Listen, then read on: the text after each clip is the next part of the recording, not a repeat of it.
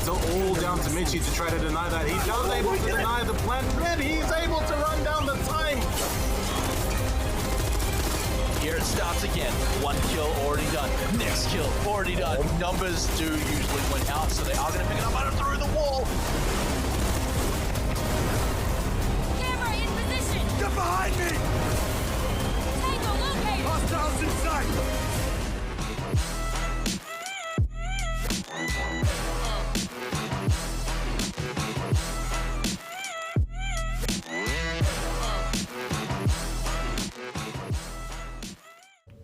Kia ora, good day, and good evening. Welcome to LPL Pro, welcome to Season 3, and welcome to Rainbow Six Siege. My name is Smite, this is Cthulhu, and today we're going to be celebrating the new Buck Elite skin with our lumberjack get-ups here, because someone didn't tell me what shirt he was wearing today. Tells me every other day. Yeah, look, the wardrobe change had to happen at some point. I mean, the Buck Elite is probably just one of the reasons to justify that. But what's also pretty cool is we got episode 4 coming right up. That's right, that's right. I mean, we just got through episode 3. You know, it was the first one in the second week. It had some pretty fun games. But before we get to any of that, let's remind everyone exactly how things are working around here in Season 3 in 2020. Because, of course, we've moved over to the round robin format. It's working pretty well. So we're going to send 8 teams through that round robin. And then at the end of all of that, we'll be taking the top 4 into playoffs. Pretty simple stuff. We'll be getting into the elimination start later on, but you got to play every other team at least once to make it to that playoffs, which is where you'll be earning all of that glorious prize money. So now, of course, we'll take a look at that, reminding everyone that there is $3,000 up for grabs right in first place, but still a good sizable chunk of cash for anyone that does make it to the playoffs. Yes, yeah, definitely. Still a pretty good incentive to even potentially aim at the 3rd and 4th place for some of the top teams. Yep, obviously they will be gunning for that first place. But yeah, we got a pretty hefty amount of money for that playoffs bracket. And well, that's not all really for all the prizes. Oh, no, not at all. Because if you've been paying attention to not just this broadcast, but any LPL Pro season, you'll know there's a new award coming out, and it's all thanks to Vodafone. It's the Vodafone Mvp Award, and that one's going to be going out to, well, obviously the most valuable player of every MVP. season. So individual performances absolutely do matter. And you know what, Cthulhu, I think speaking of individual performances, let's start talking about what we saw last night, because we said these matches, they're going to tell us exactly what the ladder's going to look like probably for the next few weeks. And well, we got some 2-0s. Oh yeah, we definitely did get a few 2-0s. Like the matches that we did get to see, those were a bit more decisive in the scoreline. Both were 2-0s, but first to kick things off was Skyfire versus Ferox, which was, look, I'm gonna say props to Ferox, but also props to Skyfire for actually putting up quite a hefty fight there. Yeah, look, I mean, 2-0, sure, doesn't tell the whole story. It was 2-7-5, so Skyfire came back incredibly strong. They made it count in pretty much every single round. A lot of them looked exactly like this. I mean, yeah, triple kills coming out at the last second. It took some heroic moments from, well, both sides, to be honest, to actually clutch out a lot of these rounds. So I'd say that was hardly a match of throwing leads away, and more of just both teams showing up. But Ferox happened to show up a little bit more. We even saw a really nice play from Player. Look, that guy nearly managed to get himself a clutch, but that whole play in its entirety was just the highlight of its own. That was absolutely just nuts. And that whole match of Clubhouse was probably one of the biggest highlight games so far for me. Oh man, there were so many good moments. Definitely go back and check that one out if you haven't watched it just yet. This is very likely a match that's going to show up in the playoffs unless they avoid each other in the brackets.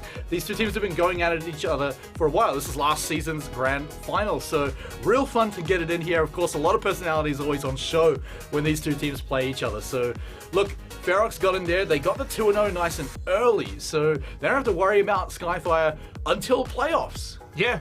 And that is definitely going to be quite an uplifting thought. But talking about that one as well, PC419 finally managed to get themselves out of that single point position where they did manage to get a dub against Exto Gaming, and that was a pretty decisive win as well, gotta say. Yeah, look, I think this is big for PC419 for a few reasons, but the big one that stands out to me is it's taken them 3 seasons to get a great opening into LPL Pro, right? I mean, they've been eliminated early, they've lost round robin matches matches that they shouldn't have in previous seasons, but this time they're coming out with a bang. Yeah, they got a draw in week 1, but it was a tough opponent. But coming into Exo Gaming, I think this was the real test, and they passed it with flying colors. Yeah. Yeah, they passed it definitely with flying colors. That's probably one way to really describe it. But yeah, ever since their matchup with Ferox, really, PC419 has managed to really show us that they are now finally that one complete entity comparative to previous seasons where they felt like they kind of managed to lock in their roster, but they were still kind of experimenting with the chemistry between the players, maybe the way how the playstyle was implemented into the general squad. So, yeah, a few things were really occasionally missing out on the previous performances, but now this feels like it's a very complete entity now. Oh yeah, totally, and it really makes the top 4 and what is probably going to be the top 5 after we see our first match tonight, I think. Yes. Is who's going to make the playoffs. It's kind of like season 2, where there was a very clear cutoff point where we needed, to fit 4 teams in, but 5 teams were really close to getting into that top 4. It's looking like it's going to be a repeat, but I think this first match today is really going to tell it, because the newcomers, or at least the new team name, Rafflecopter, is going to be the question I want answered. Of course, today they're going to be going up against Elemental, who's also a team I want some questions answered about, because they had a 2-0 performance last week.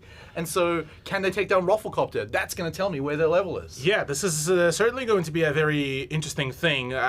We did manage to actually, well, I got to talk to the Rafflecopter roster as well, but we do actually have some content coming up from Elemental as well. We'll have to have a look at that later on. But honestly, yeah, Rafflecopter has proven to us that they are a team that can do quite well, and yeah, they have been a very interesting squad, to say the very least. Their Oregon game against Skyfire, where they were playing, by the way, with a 4-man core. That's right. Plus their analyst slash manager.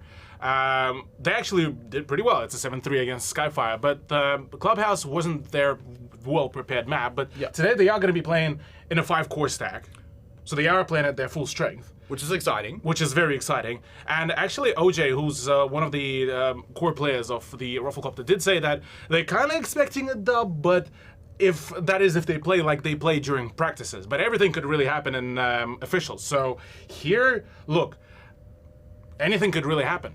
All right, well, looks like you got a lot to say, so I want to touch on our second match really quickly, which is ShadowNet versus Bance. This is another one that we're kind of waiting to kind of tie up what the leaderboard's going to look like. 2 teams that, I mean, look, last season they were sitting at the bottom, they were in relegation, so they should be seeing, like, is ShadowNet improving to get out of that trough, or is maybe Bance stepping up their game? I mean, we've got some questions to answer. We'll find out in the second match, but let's now take a deep dive into our first match, all right? So let's jump in and start talking about it, because you have had so much to say here so far, Cthulhu. Let's take a look at the first team. It's Elemental, and they've got some beautiful pictures along with some beautiful players. Fluxus, Geo, Dinkle, Cairo, and Distance. Now, I hear through the grapevine that Dinkle will not be showing up tonight. I believe so, yeah. I think there will be a stand-in for Elemental, or rather the sub playing for them, so that's already a bit of an issue there, but nonetheless, that whole roster as it is has managed to show us a pretty good game against, I believe that was Bance, and they were showing a very dominant game, although a bit of an aggressive one. So, say teams like Ferox or PC419 should have a fairly easy time to really counter them. I'd say further down the line, though, as we will be seeing season progress. All right, well, rev up the rotors, because we're going to take a look at their opponents. Taken to the skies, it's Rafflecopter GG with the most amazing icon throughout the whole league. Boydie, Warmoj, Deptra, Campo, and Rigba. So now, you pointed out Rigba as soon as we saw this roster here tonight, so let's talk about him for a bit. Yeah, Rigba, he's got a bit of a interesting story. I haven't seen him in particularly a whole lot of big-named teams, but overall, he has seen a fair bit of presence in the competitive scene. He's definitely one of the friends, I suppose, of the roster as well, and he is that 5th core player for Rafflecopter rather than Atlas, who played and was present during previous weeks. So this is their kind of complete roster. This will be our first kind of showcase of what their 5-core roster can do. And certainly, I would say that this is, if not the top 4 team, I'd say that they deserving a place around like middle of the pack leaderboard at the time for the time being, but maybe they will be able to prove me wrong. Yeah, well, this could very well answer who's going to be knocking on the door to get into playoffs, but on a more individual level, maybe even some performances vying for that Vodafone Mvp Award. Let's take a look at our key player matchup. For Elemental, it's going to be Fluxus, and for Rufflecopter, we've got Warmoj. So, Fluxus, the Kiwi here, I mean, he did impress me last week. Yeah, he did have a pretty good performance overall. Him and Dinkle actually did a pretty decent job at pretty much deconstructing the whole of Band's lineup. On the side of Rufflecopter, Warmoj, look, he's a man of many skills, and well, him playing on Ace was one of it, as he was demolishing the Skyfire lineup on Oregon. All right, well, look, some very exciting things to come up. Like I said, I want some questions answered today. I think this match is going to answer a lot, mostly just for these new teams to see where they're really going to stand, where we can really test them. I think testing each other is going to be exciting. So where are they going to be tested, Cthulhu? Where are we going to be playing our maps? This is going to be our maps. It's Oregon and Clubhouse, which, funnily enough, Oregon was picked by Elemental rather than Rufflecopter, and remembering the last performance of Rufflecopter, Elemental might have a little bit of a tough run during the first map. Although the second one, that is Clubhouse, could be a bit of a change of pace. But again, we'll have to see. We do actually have an interview to also look at from Elemental. So I believe let's jump right into it. Obviously, our first debut in LPL Pro with a win helps kind of like get rid of a bit of jitters, you know, need to know how the new competition's going to be, so. In a very prompt manner, because otherwise he will be dealt with pretty quickly. And there we go, Geo. I think Jiptra and Campo, I think, would stand out for me at least. Pretty like experienced, solid players that you can never really underestimate, so. Yeah, I was a PS4 player, yeah. Quite a few of us from the team are. It took a long time to get kind of used to everything because I'd never like used a mouse and keyboard before, so I was trash, obviously. I've been for like a year and a half, I think I've been PC now, and I feel like in the last like 6 months I've really kind of felt super confident, super comfortable, like with my whole like setup and everything that I can kind of perform. Well, Elemental. You know, I think it takes time to especially transition from like holding controller to holding a mouse and keyboard. I think we can be very talented players, and I think we just got to bring everything together, you know, challenge the top competition, and that's what we want to do. And I'm guessing competing is play against the best and try to beat the best. Alrighty, guys, and we're going to be jumping right into the game. We got the bans already rolling. It's Maverick and Kali that got banned out. With Melusi now being gone off the board as well, we shall not be seeing the freshly introduced Steel Wave operator in the game. So, funnily enough, she was one of the more frequently picked operators, which is quite interesting. And to close it all out on the bans, we are also going to be seeing Mira to be banned out, as the Spaniard will once again be seated back onto the bench. And well, good luck and fun is coming out for both of the teams. And look, Smite, right now I am quite excited, not only for this whole matchup, but also for the fact that these bans are fairly unusual, because usually you would see Thatcher banned out so Kali would be picked as an alternative. This time it seems that Thatcher will be the alternative to Kali here. Yeah, I mean, it's like they've done things in reverse, right? And then on the flip side as well, instead of always picking Melusi for every round, they've banned it. This is actually, I think, the first time we've seen a team ban Melusi, so it's going to be interesting to see how teams adapt to it. Are we going back to last season's style a little bit? Has Melusi changed the meta on defense that much? It's honestly a really good question, but we'll get to start answering this right now as we jump into it. Remember, big test for both teams here. They haven't seen a lot of each other just yet, maybe individually, but that can be all different as we jump into having a whole side lineup here. So let's take a look here, Cthulhu. What have we got going on? We're here in Oregon.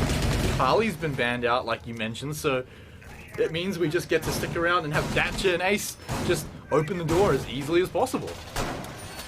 Yeah, Thatcher and Ace are going to be present, which is going to show us yet another wondrous thing. How powerful can that combination now be, even more so comparative to, say, Thermite and Thatcher, or Thatcher and Hibana, and that is definitely going to be quite a quite an interesting thing to witness. But yeah, on the side of defense, not having Melusi is going to be a little bit different, to say at the very least, and we'll have to see whether that will really affect as much as it possibly can. The pick of a lineup for the defense is actually pretty standard comparative to last season's meta. You do have the Womai Jaeger combo, you do have the mute, no Mozzie, yeah, but at the very least they do bring in the smoke and the Valkyrie, so they have a pretty well balanced lineup. And to top it all off for the attack, look, they have all of the breaching really needed. They have 2 soft breaches, 2 hard breaches, and a Thatcher. That's all you really need. Yeah, I mean, look, honestly, I'd argue you only need 1 hard breacher with Ace. He's honestly that much value and that safe value. But we're now a minute into the match. We're getting our first steps inside. Distance is going to be the one to enter along with all that drone support. So he's got a lot of eyes looking out for him to make sure he stays safe. We can see he's got 2 opponents down there. OJ looking for him, along with Rigba. But so far, he's been safe. But these explosions should be giving some clues away right now. They should be feeling he's around somewhere. He's hunting for anyone above him even. I feel like this is too much trouble for him. Easy come, easy go, it seems for now, though, for Distance, as the moment he just used up all of his utility on the floor, he pretty much all done the right thing. Got rid of the mute jammer and as well the position where could the mute be sitting, so no new trick will be done here. Funnily enough, there's still actually some presence by OJ and Bwitty down at the ground floor. It's more so just a question of how will they counter that play by Dinkle, who's still playing from down below, and they will be using both of his impact charges. Did he miss it? I think he's shooting at the... He's trying to get a jammer or something, right? That's a wall. No, that's more so a concrete floor, I believe. Right, of course. So anyway, in the meantime here, we've lost OJ, so Mute now going to be off of the table. A little bit annoying here, but look, Rafflecopter have run the clock down, so they've got the 4-man defense, and I believe we've got all gas grenades, well, actually now just all going out by Deptra, actually putting Elemental into some awkward spots. The plant is now going down, but we've got to trade in 2 separate places, but it's going to be Rafflecopter to come out on top with those ones, getting extra kills, and it just continues right now. The plant did not even get completed, so they've got to get this one down now in 10 seconds. Look, it's only Geo doing it, but now his teammate's down, and he will be the one to follow. Rafflecopter will take round number 1. Rafflecopter doing some very good coordination, gotta say, and being able to juke out that Zofia between 3 different players and then catch her off guard while she was trying to reload and ran out of ammo. That was a pretty ambitious play that really got them that W in that in that 3v2. So now looking pretty good overall, gotta say. So first defense for Rafflecopter, certainly proving that they have been preparing on this map more so than the last matchup. So with the only thing probably I have is that maybe OJ was getting a little bit too keen for peeking that Ash, but thankfully there was still plentiful amount of roaming, actually plentiful amount of flank to be done by the defensive squad. Yeah, I mean, look, I honestly, you got to give most of the props to how much time they ran down the clock. And you notice as soon as Elemental had to start getting something going, yeah. Rafflecopter had everything. They had all the tools in the belt to go. You know, you had Deptra just, draking out, hotline blinging the gas grenades out at the end, all 3 at once. And because that was how much time they ran the clock down. To have all 3 smoke grenades at the end is excellent, but also the fact that he had the freedom to just throw them out whenever he wanted. It felt like Rafflecopter were never up against the wall at all. Yeah. Yeah, the Rafflecopter squad is certainly is looking a little bit, well, sorry, not a little bit, very well prepared there for themselves, for the push that Elemental has, and right now it's the push onto the bunker that should be able to ensure that there will there will be plenty of peaking positions. That is a very interesting spot as well that Wrigley is playing from, especially with a Vector that doesn't have any magnification. But this certainly will ensure that the Elemental push will be definitely double checking on whether they want to go for the peak. Yeah, he does of course have his Vulcan shield nearby, so we'll have the cover, but yeah, right. I mean, projectiles are going to be able to rain down on top of him if they spot him out, so he'll have to be able to get out of there quickly. He does have a pretty easy escape route. As you can see, he can just hop on over. So, look, they've got this all lined up here in the basement here. Rafflecopter are still stopping Elemental in their tracks. Look, they've traded a bit of damage on the Campo, so that's the silver lining here for Elemental, is that they've pushed him out, they know where he is, and they know that he's low. So he might still try to find something anyway, so they do still have to keep their eyes and ears open. But look, he's playing it patiently. He's making sure he's not walking into his death, walking into his doom. If he can get this position on the stairs, then there's almost no entry point at all for Elemental. Yeah, right now already half a run has been drained, which is a very good thing for Rafflecopter to do. But apart from that, really, they need to hunt down Campo, who is currently draining so much time. It's actually amazing. And actually able to find a headshot onto Fluxzeus, and Dinkle, Distance, blinds himself as well during that whole push. So Campo will just keep on draining the time, and right now there's not enough time for Elemental to go in for a proper healthy push. Yeah, Dinkle, though, has been dropped a little bit low in the meantime, but the story right now is for Campo. How much time can he buy? Is Distance going to give up on him at some point? Because eventually, that 50-second clock is going to run down, and he has to run down the stairs now. Campo will have to make the decision. Just run down and chase. He's getting pushed on, actually. Distance has come back upstairs. Boydie has gotten Dinkle in the meantime, though, so they're running out of time, and they're running out of players. Distance can't finish Campo off. He's fallen down, so he will get the job done, but now he's rushing down to help the rest of his team. They've got 3 people to crack this 3v4, 30 seconds. This is workable, Cthulhu. They can find a way in, but I don't see any breaches. I see electrified walls. You've got OJ sitting right there. Now the gas grenades are coming out. They're running out of time, and they've got to rush in to what is almost certainly certain doom. But Geo's found OJ. That might be their ticket in, but Boydie right around the corner will turn, will get that headshot. It looks like everyone is falling now for Elemental, and Rafflecopter will claim round number 2. Yeah, Rafflecopter doing some phenomenal job. Big props to Campo as well to drain out a phenomenal amount of time. I mean, by the time he went down in the large tower, it was only 32 seconds remaining, and things were really not particularly looking too healthy there for Elemental. But look, the way how so far the game has been going, it is certainly looking very powerful here for Rafflecopter. And the Chanka potential tease by Deptra is certainly another way to maybe rub in the salt. Obviously, he won't be picked, as they just want to close out the whole game real quick. But like I said, this lineup is certainly looking pretty strong right now. Yeah, would have loved to see the Chunker. I mean, I always do, but I wonder if almost a question has been planted in everyone's mind now, because we actually have seen Chunker pick up, what, twice now throughout the season? And you know, that's a lot for only 2 weeks in. And so, who knows if he's going to get picked here? I mean, we're not sure what's going on. And so maybe there's some seeds of doubt in there, but I don't think we'll see it here at least. It's just going to be a bit of a tease, of course, at least for this round. Deptra's just going to be playing a mute. That's alright. That's okay. I mean, we will be getting later on, I'm assuming after already LPL Pro episode 4 concludes, we will be getting a tease by official channels of Rainbow Six about the Chunker.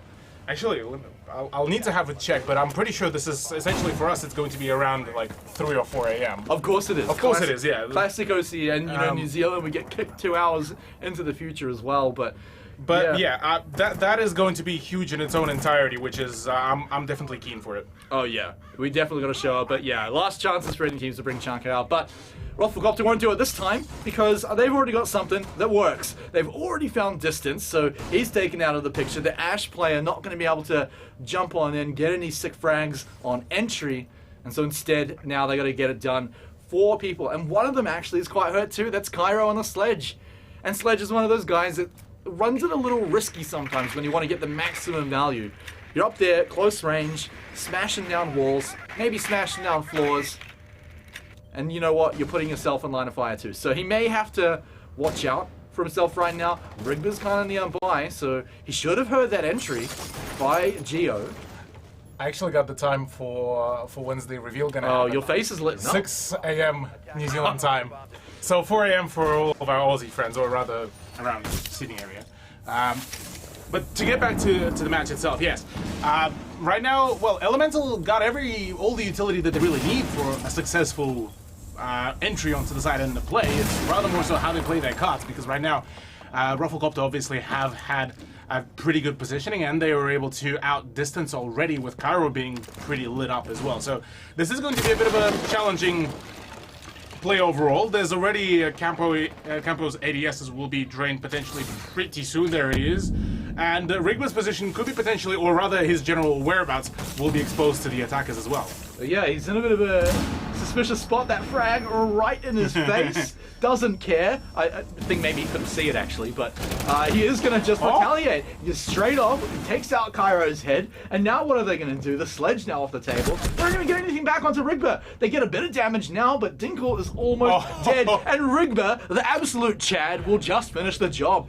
Doesn't even need a team at this point. Fluxus is finishing them off for him, but look, Rigba, quick with the revenge, takes one back. Geo's gone, and we're all down to Fluxus almost entirely by Rigba.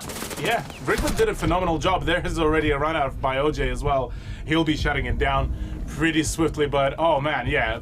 Look, right now, it feels like Rufflecopter are almost maybe toying with their prey, because those rounds, like, say, compare them to yesterday's rounds when we've seen still two nils.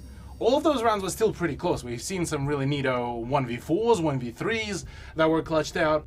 Even just plenty of rounds went down to 1v1, 1v2. Yeah, and they went down to final seconds. Here, this is like, I mean, last round you could technically say that it went down to the final seconds, but it was nowhere near being as close man count wise. So here, the only thing that I can assume is that Elemental's lack of kind of higher tier experience, plus maybe they didn't prepare as much or didn't have enough VOD material to talk about Rufflecopter, but that's about all that I can assume, because right now, yeah, Rufflecopter is certainly staying true to their name,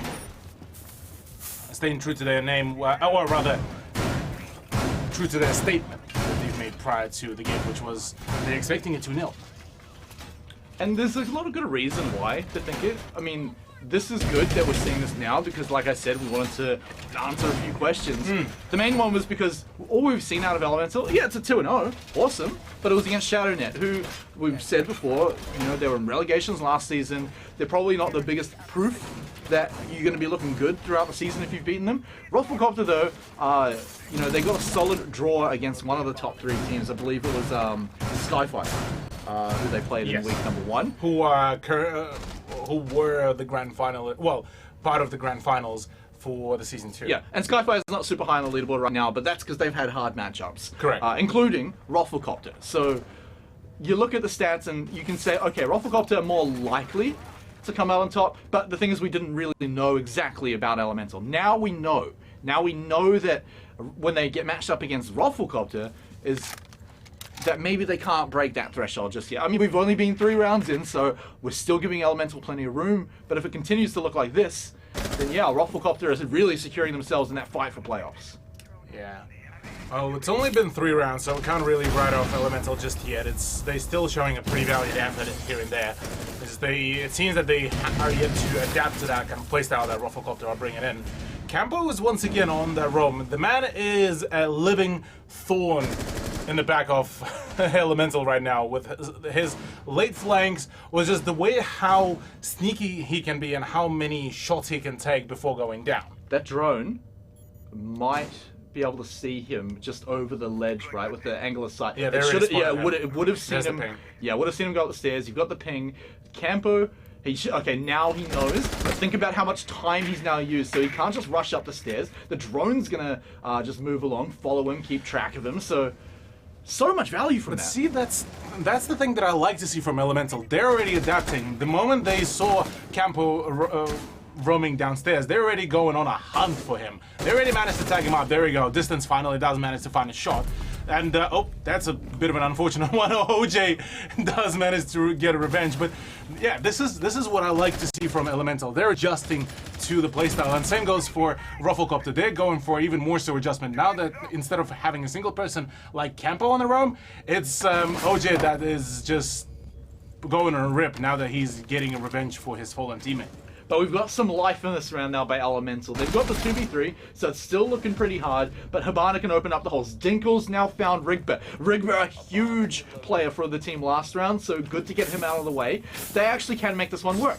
You've got Mozzie. Now no Boydie in the way either. Ooh. And there it is, Fluxus. There's a reason we put him in the key player matchup. There we go. The man can pull out some magic. Magic indeed. That was a quality, crisp, clean shots as well. Gotta say, massive props to Fluxus. Yeah, there's. He's only 50 years old. Oof. Yeah. Hey man, look, as a certified esports boomer, anyone, any age, can jump in if they're good enough, and it looks like Fluxus is exactly good enough. It sure looks like it, but yeah. Hey. Props to Elemental. That was a really good adaptation. After those 3 rounds, they managed to finally get themselves back on their feet. So from here on, I'm kind of expecting maybe at least another round from Elemental to really bring out, because Rufflecopter right now, they got their kind of shine.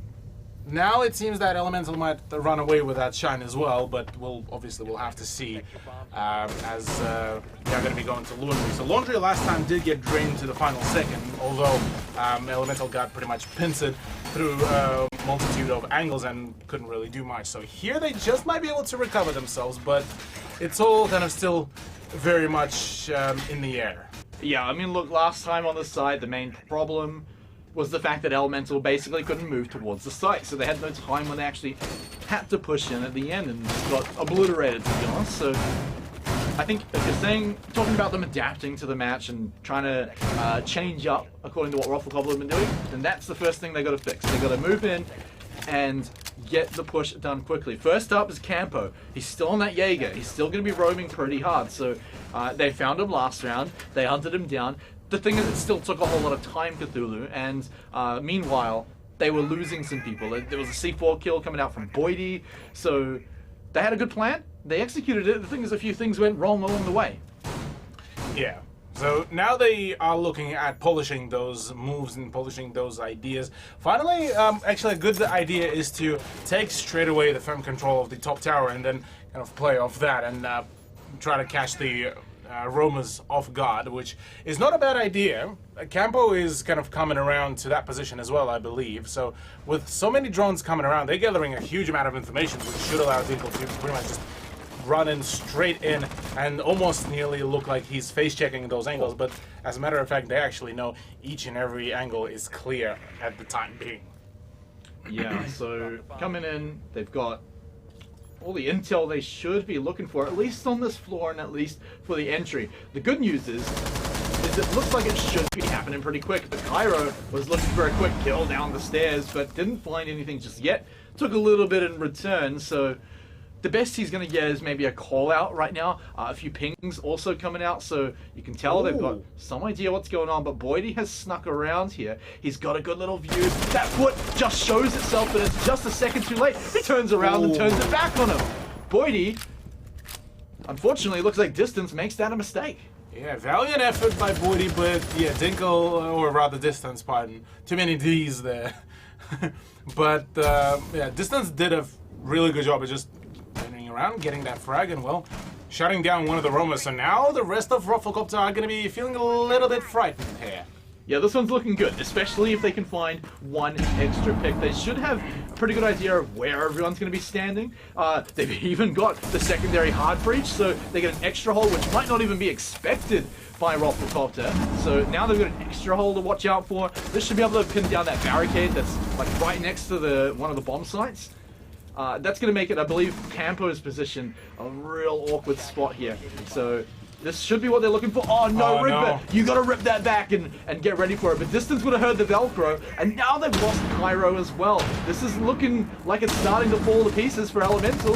It's just one piece though, because Fluxus jumps down along with Tinkle, and they're getting the kills and getting the frags, but they've got to finish it off here because Campo has this one back. They've almost got the job done. OJ's almost dead. Campo seems to be camping in the perfect spot right now. Gio's going for the plant. Could be the moment for them to move in and go for the aggressive play, but OJ gets shot by the crossfire. Distance gets the plant down, but gets the kill. It's just the 1v1. Can Campo finish this off? Gio is sitting back, hiding, but he's seen through the hole! And Campo with the quad kill, and will disable the diffuser as well to win the round. My goodness, Campo. We already seen yesterday a few pretty good clutches, but Campo, toying with my emotions here as well. That was a really well played clutch and a very good pacing for himself. He nearly missed, by the way, Ace's position, where he saw with just the edge of his screen the feet of the prone Ace, but at the very least still was able to catch him off guard, and well, that's a very good play. Already a 1-4 scoreline, and it almost feels like I'm just gonna stay on a single column here for my score tracker. I mean, maybe perhaps, but don't forget, Elemental showed signs of life a few rounds ago. It looked pretty good, and it looked like they took control of parts of the map, parts of the round, I'd say. It's just, you know, Boydie particularly, but the rest of Rufflecopter threw in a few spanners in the works, which made the plan a little awkward. It meant they ended up, I think, in a 1v1 or like a 2v1 situation at the end, where it was worrying after they had a lead, but apart from that, yeah, you're right. It has been all Rufflecopter, although I'll give Elemental that last round because it came right down to the wire, but Campo was a hero. Yeah, that drop down by Fluxus, that was that was a mean Assassin's Creed moment there, just dropping down and straight away getting the shot on, I believe that was actually Rigba who's playing as the Boyo. It was either him or Boydie. No, Boydie was playing as Wamai. We lost the Wamai straight away on last round, so yeah, Rigba would have been the Boyo. So we're jumping back into it. We're almost near the end of the first half here, Cthulhu, and Rufflecopter have been coming out with a bang. They've already got a good half, so they're just got to keep it up. But I think they can absolutely exit this half with a 5-1 scoreline. There's no real reason to say they shouldn't be able to just close this one out. I think they've kind of got Campo's number though, but Campo's going to be doing the same thing. The thing is, he still gets value out of it. He still draws so much attention and time. Yeah, that's the beauty of it. Yeah, it seems that Elemental, they have a good idea. It seems that maybe they just dedicating a little bit too much supplies, too many reinforcements. Oh, Boydie. This does poor Fluxus dirty and takes him out on the run. That was from far away. Another thing is the fact that he was doing it whilst being scanned by the Jackal as well, and Distance was unable to emphasize of that, which is quite unfortunate, but you should still be able to ensure that the white stairs are going to be locked down, which were actually a pretty good point of pressure previously when the kid's bedroom was defended. Okay, well, hang on, Dinkle actually taking a shot, but has done no damage, has taken no damage. It's Distance here that I'm keeping my eyes on because you can hear the footsteps above him. You know that he's hunting for pretty much anyone that would be campoing around the corner here, but has not found him. Unfortunately, he's one room above him, a little bit to the right, but Campo, I think, is looking for him as well. Luckily for Campo, he's very close to his team. He can just hang right back. You can see some of the shots now coming through the floor. It is Distance starting to get, maybe not so much desperate, but wants to use his utility. See if he can get a frag. Oh man, Campo, he's dancing on his toes, his flaming feet above him, but still no damage. I think Campo is actually pretty keen to take that vertical gunfight as well. Distance took a little bit of damage, but is able to get rid of Campo. So that's the presence at the walk-in closet wall rig. But right now it has a potential to get rid of the Zoff, but Dinkle promptly reads into the fact that he just needs to probably just bail out from there. So now it's more so just how they push for it, because it's an even ground. The Elemental have all the means to really take the dub.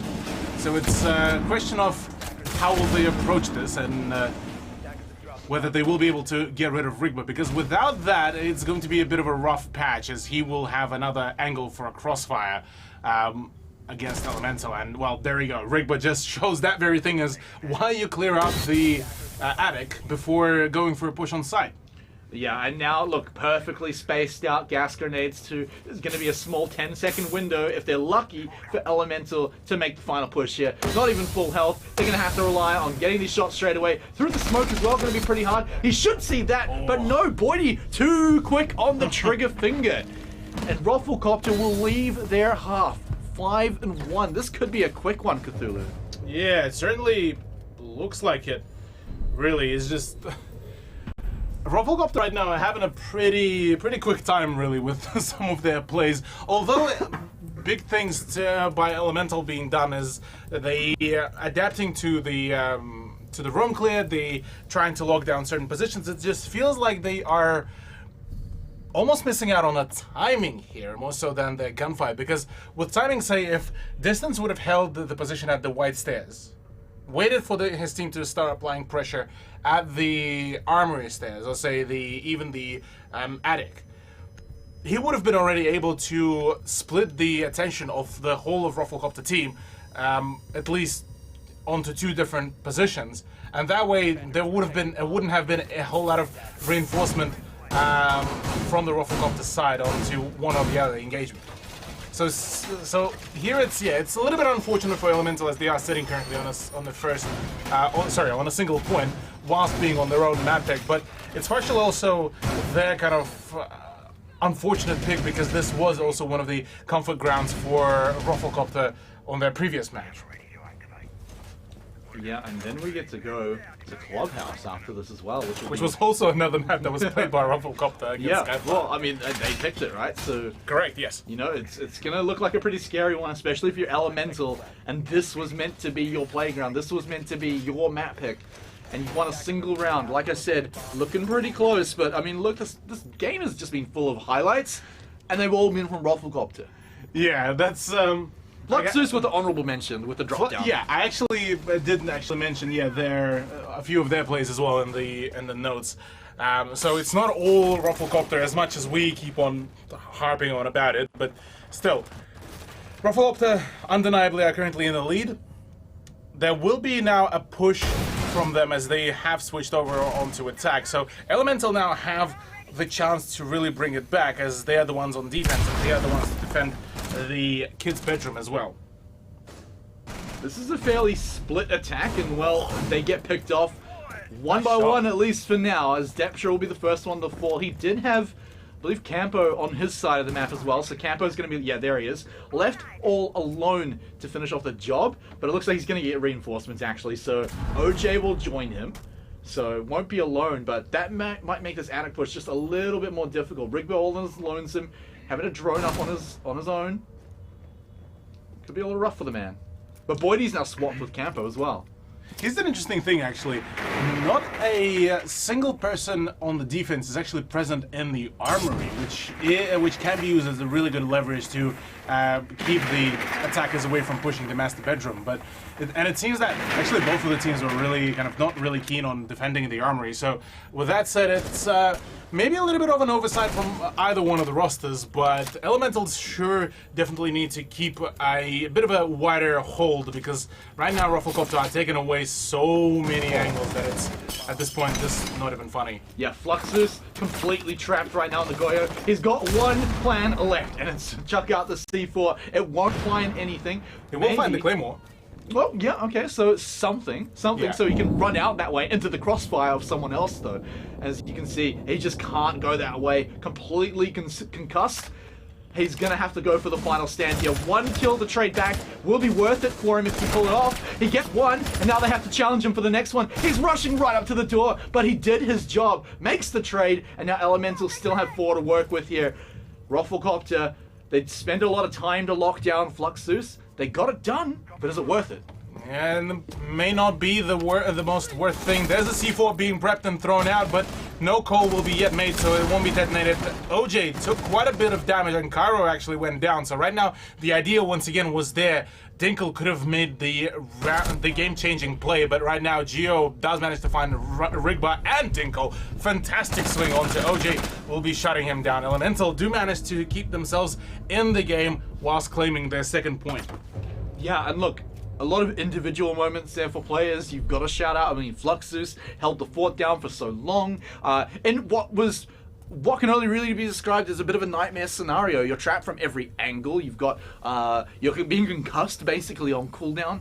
And so he did make the push, got a kill, and ended up making it a trade, and a whole lot of time spent from their opponents. So shout out to Flux for that one, but still, you know, plays at the end coming out from Geo and Dinkle to clean up the kills in what was a tight situation. It's one you can easily let slip away. Get those notes ready though, Cthulhu, because Monty's coming back onto the table, and it looks like it is going to be one of the weapons Rufflecopter are bringing. Yeah, Monty's pick is certainly a thing that keeps on occurring quite a fair few times nowadays as well, given that he can draw quite a fair bit of attention, gotta say. And funnily enough, it's actually, out of all the players, it's Deptra who will be picking the Monty. Not Boydie, not Campo, not Rigba. Deptra, the seasoned veteran, I suppose, of LPL Pro, will be going for that pick. But nonetheless, that does open a few possibilities for Rufflecopter's push, especially with the fact that they can just lock out one of the doorways and just allow the plant to be done pretty safely. Yeah, only one C4 to try and make it work and see if you can find it against Deptra, but a few other tools, but that's mostly what they're going to be looking for. Otherwise, just killing his teammates could be another good option. But yeah, I think Deptra being on Monty is the biggest surprise, because this is the guy you see popping off on Ashe, on Jaeger, and getting all the kills, but kind of hard to get the kills when you have to hold a big heavy shield in front of your face. But I mean, it's more so it feels like they just done a little bit of a role reshuffle, because Campo's now the big kind of fragger, I suppose, with the Jaeger play. So I'm not too particularly surprised that that is the switch, but still, yeah, it's quite odd to see Deptra being the shield player. Speaking of shields, that Vulcan shield, no more. And we're gonna have to get on out of there. As that position now gone. The big man Monty, from above. It's Cairo though. He's given away his position to shoot the shield though. And so, a little awkward. Distance though is the man you gotta watch out for. He's got a direct line to Deptra's skull. Oh, nice. That is a very nice shot. I'll actually have to keep that angle for myself as well, because that is really well guarded as well. I mean, you have two metal beds that can cover your position, so this could definitely be a very good position to hold. But talking about a good hold position, Boydie does manage to find a headshot onto the Dinkle, and that is the Wamai. And now it's a two-man firing squad, and oh, distance. That was a little bit of a botched spray, but at the very least, he's able to claim Boydie's life. But with that said, only two elemental players are remaining. That is Zeus and Geo. Both of them, thankfully, are still on full health, so they should be able to fire back at the onslaught of the remaining Rufflecopter players. But that is certainly going to be quite a tough job. Flux has made a little bit of noise. They chucked the drone in just to make sure, and well, things are getting a little bit silly, so he's just gonna have to get out of there. Cannot stay in that position any longer. Rufflecopter haven't jumped on him just yet, but they've also got to find Geo. That's the other problem with this one. Now they've spotted him out, now they know where he is. He's gonna change position just slightly to throw them off. Oh, but it's Fluxus with the surprise flank. Doesn't find anyone just yet though. The plant now going down. This is where Elemental will have to stop it if they don't want to deal with the retake situation. The impact's not going to be enough. It's got to be Geo and his big old gun. As he rushes in, gets two. There's just one more, and it's Campo. This man has been on an absolute tear. 12 frags so far. But now he's in the 1v2. They're already toying with the diffuser, already trying to bait him out, but he takes the first bite, but has almost no health. He whiffs all the shots, but luckily nothing hits him. Now the diffuse going in once more. This is such a problem. Campo, Geo, both incredibly low. One shot will do it. He's trying for the bait again, but is it a bait? Is it a bait? It looks like it's the real thing. He's trying to stick it, but Campo takes that stick and snaps it in half. Oh man, this is definitely quite a hot racing experience there, I gotta say. But props to Geo. That double kill really has put a strain onto the Zofia player of Rufflecopter, and definitely did make Campo's life a little bit tougher there. But he was able to make a return. He was able to still make that play and get that match point. So look, overall, this is looking like we might just be seeing a pretty quick ending to Oregon now that it's on 6-2 scoreline. That's one of those morale-crushing rounds as well. Yeah, that would be one of them, yeah. I mean, look, you're in a 2v1 situation, right? And you've actually got the plant down. It's a retake situation. Cambo's got a good positional advantage, but it's still a 1v2 that you've just lost. And they never feel good. So in a position like this, where you've also just sent the enemy team to match point, you're already a large amount of rounds behind, it feels like you've got to have a mental fortitude of steel right now to come back from that sort of loss here. I'm not saying Elemental can't do it, but look, Rufflecopter, they're on a roll themselves. For what it's worth, I'll say that I would believe in Elemental to actually have the mental fortitude, because I do know that their org has been working with them to kind of get themselves prepped for the higher tier official matches and to kind of not get themselves psyched out amidst all of the chaos, amidst all of the matches. So they're definitely still in the training, but I genuinely think that they might be able to actually still run away with one, well, not one, but with a few rounds. Well, Cthulhu, it's one thing to have the spirit.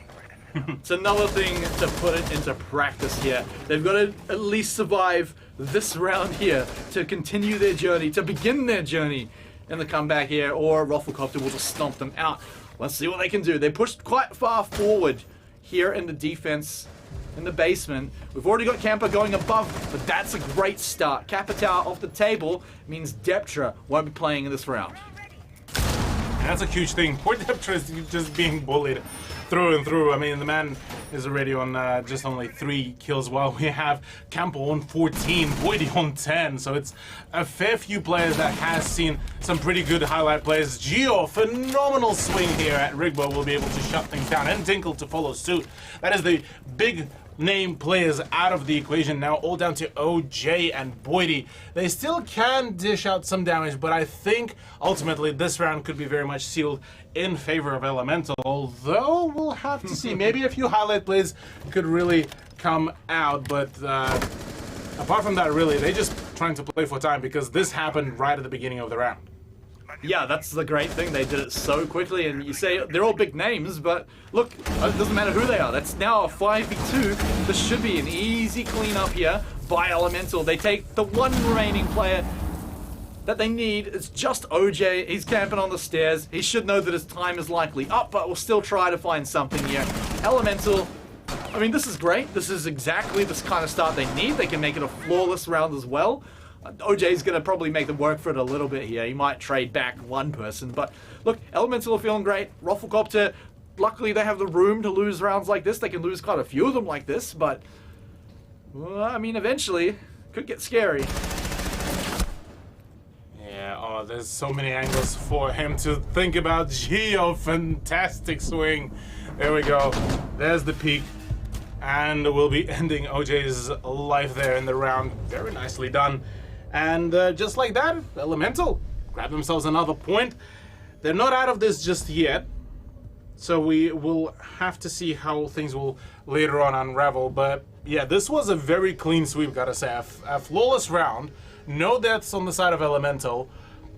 And it looked like they were able to shut things down very quickly, even just at the very start of the gunfights. Well, the good news, if I'm an Elemental fan, is that it looked like Elemental were the ones that took control of that round. Obviously, Yes. you know, the 5 versus 0, but every play was their decision. It wasn't It was their reacting swing, to anything. yeah. They swung, they got Deptra first, they followed it up with more, and then after that, I mean, it's all said and done, right? It was just a few quick plays, and that was all they needed. So, look, they have the tools, they have the ability to do it. The thing is, consistency is one of the biggest key skills at the pro level, and now they're going to do it 3 more times, Cthulhu. It's a big ask, but look, we have seen bigger things before, but look, Rufflecopter, from what they've shown us today, I think they can win 1 more in the next 3, but let's hold our breath. Yeah, that's, yeah, let's see how it really work out, because, yeah, Elemental definitely looked very good and able to control the pace of the round in that previous game. They they showed us, and they showed that very thing to us on a multitude of times. It's just, it seems that their defense was a little bit more confident, and they were much more confident on swinging whilst being on defense rather than on offense without face checking the angles and already kind of semi-knowing where exactly the attackers could be. So here, look, for now, Rufflecopter are, they need to take very firm control of the high tower and then the attic, which is part of, I suppose, the meta here for Oregon. And some pressure would have been good, but oh, Distance! Distance has completely different thoughts about that. Minus Deptra, minus Campo, and no more soft breaching to be done. Dude, he did that run out from so far away. That's a huge play. Oh, Distance my Lord. may have just saved the round there again for Elemental. So, yeah, it's not over yet, but this is already just 2 people down out of the table. They've still got the hard breaching and the EMPs, I guess, but look, those are not tools for killing. Those are tools for getting the other guys to do the killing. So, I wouldn't say that. Rigba still has a really nice gun that is the Type 59, or rather 89. So he does find a phenomenal shot onto Dinkle. I don't know how did that connect, really. But a kill is a kill, I suppose. That's a nice kill for OJ as well to even out the count, but they had to work pretty hard to get that, at least the first frag. I'm not too sure about OJ's frag. He was pretty much presented with it with a candle on the cake as well. hey, look, you'll take it. You'll take it because now you're evened up and you might actually win this match point round that we've got behind on before. Gio has got a sweet little present in his hands for Rigba. Rigba, though, he's not buying it. He's not quite keen on this one to come out. Has his eyes on the prize. They're trying to get rid of this Vulcan shield. It looks like it's going to be gone, but C4's been thrown out. Patch now gone. And, well, Cairo, he's out of there. And so is Gio. Gio's the one actually out of there. Good round drain as well, gotta say, by Elemental. They're able to slow things down a little bit more, although plentiful amount of information has been already given away and plenty amount of utility, but this is not looking too well. Geo just still got chunky amount of damage, and all down to Cairo, who's actually the only full HP'd player against Rufflecopter here, who will potentially will need to play his cards right. He's about to get pushed from 2 different angles, and he will need to contest both of them. So right now, it's crucial that Gio helps him out on those gunfights. That's man, one. That's 2. Can he find another one? Rigba down. So right now, it's all down to OJ, who does find the down onto Gio. That's a 1v1. Cairo, though, very low on health, and right now there's all the utility needed, really, for OJ to make the cross, and he does connect that shot. Rufflecopter, with a phenomenal flex, get the win in the first map. Man, Cairo almost saved the entire game there for his team. That rotation was so sweet. I loved it, but at the end of the day, Rufflecopter had already won 6 rounds, and you know they can clutch up at the end as well. So, huge plays by them. I mean, a big opening statement to be made. Hey, look, we got some questions about both teams. Rufflecopter say, look, put your faith in us. Put your faith in us, fans, because we're going straight to the playoffs after a performance like that. if it keeps up, of course. Yes. Now, we're only 1 map in, of course. We still have to go to Clubhouse Cthulhu. So, True. look, Elemental have the tools to come back, but this is not their map pick anymore. Oh yeah, definitely Elemental will be learning a bit of a harsh lesson there, as, well, don't take Rufflecopter to Oregon. They can be really scary here. But I gotta say, still a valiant effort. It wasn't a 7-1 or 7-2. They still managed to run away with a 3rd point, I believe. So, nonetheless, well done, well played to them, and, well, they still have a single chance to at least play for an upset here. Yeah, and if we are going to see that upset, or if we're going to see the quick 2-0, make sure you come back after the break to see if Rufflecopter can do it. Yeah, get back in here, everyone, because we still have quite a few more games to go. It's LPL Pro, Rainbow Six Siege Season 3, Smite Cthulhu. You guys know the deal by now, but look, we just saw Rufflecopter get a... Yeah, let's call it a one-sided win. Yeah, I think that's fair to say. Fairly one-sided, yeah. They looked quite more dominant than Elemental, but to not discredit Elemental, they've gone for a fair few noteworthy picks there and plays, and nearly got themselves their 4th round, but unfortunately 7-3 was the final scoreline for them, and well, they still have a single chance to really go for a an upset play, I suppose. Yeah, and look, it's not hopeless if you're an Elemental fan, for sure. A lot of those rounds did either come down to the wire, where it kind of slipped out of their fingers, or some of the rounds they turned around, actually, some of them were flawless. So, yes, look, there's absolutely a world where they come back into this one. It is going to be on Rufflecopter's map pick on Clubhouse, though, so maybe that changes things up a lot. We've already seen some good success by Rufflecopter on Clubhouse. They know what they're doing there, so, look, all things considered, if you're a betting man, you'd probably go for Rufflecopter again here, but that doesn't mean Elemental's out of the picture just yet. So, look, the question is now, do Rufflecopter keep going? Do they show that it's not just a fluke? Or do Elemental come back and bite back nice and hard here as we jump at the Clubhouse? Yeah, look, for Elemental, for what it's worth, really, the main thing is that they would have only the VOD of how Rufflecopter was losing to Skyfire. So they know the lowest of the lows, technically, for now, for Rufflecopter. They don't know what's the highest performance for Rufflecopter, so at the very least there's that. But hey, let's jump straight into the game, as we are actually going to be staring straight at the Clubhouse. There's the ban phase already for you, ladies and gentlemen. Monty. We already have a Maverick and a Monty. Yeah, that is a very interesting ban by Rufflecopter. They will be banning out the Mirror as well. So that means, yeah, the Maverick will be staying for Elemental as the ban, Monty Mirror as the Rufflecopter bans, and Melusi to be banned out by Elemental instead now, as, this is a pretty interesting choice. Yeah, look, they are going to be the ones, Elemental are going to be the ones to keep on defending here, and, look, they are looking at potentially grabbing a revenge for what happened on Oregon. Yeah, I mean, look, some of the rounds got a little close, for sure. Could have certainly hit some of the teams pretty hard, but look, you definitely want to come back from for revenge. This is the first real good test for Elemental, so they want to come in and pass it. Even if it is a 0-2 loss tonight, they can walk away okay if they manage to put up a pretty good performance. I'd say Oregon was okay, but Elemental certainly will be looking to do better than just that as they jump here into Clubhouse here. They've had a chance, a few minutes to recuperate themselves here, whereas Rufflecopter, they've had the same thing to work out how they're going to make this one look even better. Yeah, Rufflecopter right now will get to see, first time in a while, how will they perform on Clubhouse in the full 5-man stack here, rather than when they played with Atlas as their stand-in. So this is going to be the first time that we will be seeing them perform, well, potentially up to their fullest potential. For Elemental, yeah, they need to make sure that they out of the mental rut, and will need to get themselves back up into the game, into the mental play, and see if maybe they would be able to finally return some fire to the Rufflecopter, maybe finally shut down the rotors of the heli. Well, Elemental had a pretty good run on defense last time. By good run, I mean some of their better looking rounds that they've managed to win, and even keep it close a bit. So maybe this is going to be pretty good for them. It's also Clubhouse. We usually talk about the bans quite a lot here.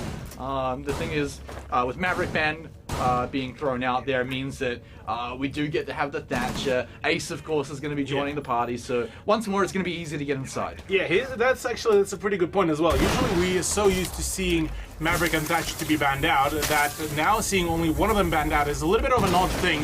Here we go. It's also another explanation why banning out Thatcher now is even more so crucial now that Ace is in the play, because he can do what Hibana used to do on a much better basis, which is do that double, I suppose, hard breacher trick, which does see also Geo out of the equation as he tried to defend the master bedroom. But now there's going to be a second area where the push may be coming from for Rufflecopter.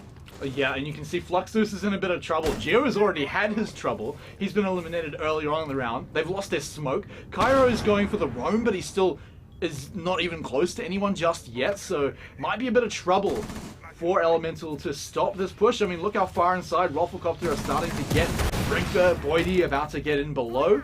They're choosing to make it just awkward for anywhere for Fluxus to stand. I mean, look, things are blowing up all around him. They're about to get underneath him. As long as Dinkel does try to hold the line here, he almost shoots the nade out of the sky, but Deptra looking for his kill around the corner. He's going to throw his own grenade. We'll see. Oh, gets a chunk of damage on the Fluxus. That's quite nice, and Flux is in a lot of trouble here, Cthulhu. Yeah, Fluxus will be in quite a fair bit of trouble as he needs some cover, but unfortunately for him, won't be getting any. Campo does also find the shot onto distance. There is a placement of Dinkle right down below that push and that doorway, but in a 1v5 situation, not a whole lot of things can be done. He did just miss the shot. A C4 to come out, well, won't be catching anything. It's Deptra to find that shot onto Dinkle, and a flawless round from the Rufflecopter as well to respond onto previous maps. A flawless from Elemental. The timing of that made me think his own C4 blew him up. I was really keen to see that, but yeah, Deptra's going to come in and steal the glory anyway. But hey, look, pretty solid round to open things up for Rufflecopter. I mean, look, getting the kill on Geo kind of suggested it. When it happens so early, that's always going to be super awkward. Fluxus just had nowhere to go. He was stuck from one entrance, and then they just completely 180'd and pinned him down from the other side. So he was hiding in some pretty awkward spots, so he was never going to make it out of there. Then the big push happened. About 2 or 3 people died in a second. And of course we had, Mozzie sitting down below there. He's trying to find something, but always going to be pretty hard when you're just down there on your own. So Dinkle, yeah, I mean, look, he was maybe going to get one person, maybe more if it was a C4, but didn't even try for that. So yeah, something that would have worked if there were more people alive on his team. It was a little bit of a rough patch there for Dinkle, having that positional disadvantage, the fact that he had the numbers disadvantage as well. Pretty much everything was looking against him, so not a whole lot of chances that he would have been able to clutch there, especially from that very position. But alas, it's only a single round, so maybe they just might be able to recuperate themselves here and get themselves up and running on the points once again. Church is a very partially defender-sided if you play your cards right and if you're able to deny some of the breaches. It can be a very defender-sided place, or rather site, and for Elemental they have all the needed information gathering tools and all of the general utilities to really fend off the attackers. They have Fluxus on the pulse who will be gathering all the information. They have 2 sets of C4s which should ensure at least some vertical play to come around, and then some smokes as well on top of the Jaeger and Womais. I mean, everything is looking pretty nice to just keep on draining as much utility as possible from the attackers. Yeah, I do notice though, they're not even going to bother with the Kaid here. It's not banned, so would have been open, but look, when you've got to deal with the EMP and everything, just try and impact trick it. It's going to be way easier. You got Pulse to track it too, to see when they're going to be setting it up, so yeah. Plenty of tools. I think it's more so just due to the fact that how Rufflecopter are frequent with using their grenades, their projectiles, and that would have been good and all, but Dinkle had a different idea there to just shoot Campo in the face. It's simple. Yeah. Just kill the bat. But just kill the Campo. I mean, kill the Campo. It kind of does come down to that. I mean, the only person kind of rivaling him on his own team is Boydie, who had a monster game 1, but yeah, taking Campo out on the Zoff is also excellent. So once more, you've slowed this down a whole lot. It did happen kind of early, so Rufflecopter can take their time. But this is a big run out by Dinkle. Where is he going? He's going back on inside. He does not find anyone. Now here's an interesting thing. Only Boydie right now is engaging with that, while the rest of the team is kind of chipping away at the reinforcements. So this is the difference between how roam clearing is being done by Rufflecopter and the way how Elemental do the roam clear. Elemental dedicated a whole lot of people to when they were trying to hunt for Campo. Here, Rufflecopter only used Boydie to try to just keep him in Strip Club whilst they're doing all the rest. And Boydie's already actually managed to just rotate away and just keep on going for the push through the jet tunnel. Fluxus though, we could see he was keeping his eye on the tunnel with all that noise what he was making. He should have a pretty good idea to keep his eyes over there. He saw the hatch blew up, so he's got a lot of work to do. But also this man here, Dinkle, can be a big piece of the puzzle. Flux has taken, again, a little more damage, so his days are probably limited here. But you can hear the first gas grenade starting to go off. Geo, though, has lost his life, which means they have got no more to run the clock down. But 20 seconds to go means that they've done all the running down they can. Distance swings one back, And now they're dropping like flies. Rufflecopter's attack may be stopped right here. Rigba and Deptra want to stop this right now, but they've got to get the plant down or they're running out of time. Rigba! Deptra! Oh, what? They had like 2 seconds! Wait, hold up. I want to see that. I want to see that. Rigba. What? That's... Wait. What? Did Rigba just shoot the man and down him through the wall? That is the... I mean, Campo's got the only reaction for me. Just speechless with that one. Well, there you go. There you go. That's how you win a completely lost round, Cthulhu. You turn it around and just shoot through the wall. Click heads it. It seems, my goodness. Okay, I mean, look. Okay. Okay, let's collect ourselves, all right? Crazy round for them to win, but it's now put them 2-0 up. But the good news, I mean, look, Elemental might find it a bit hard to hear it as good news, but it was close, which means a defense like that is totally possible. Yeah, true. They've done a pretty good thing at draining the time, which was very well coordinated. And I'm gonna give it to Dinkle as well, who kept on just forcing essentially Rufflecopter to keep on always keeping an eye out on his position or general direction. Although Rigba at the end was able to find the shot, and maybe the final kind of puzzle piece was there to just kind of play safe and just keep on forcing Rigba to stay on the main stairs. But alas, well, stuff didn't really happen the way of Elemental, and that's all she wrote for round number 2. So Rufflecopter right now running away with a pretty hefty dub in that round number 2. Will be riding at least on a positive wave for their morale.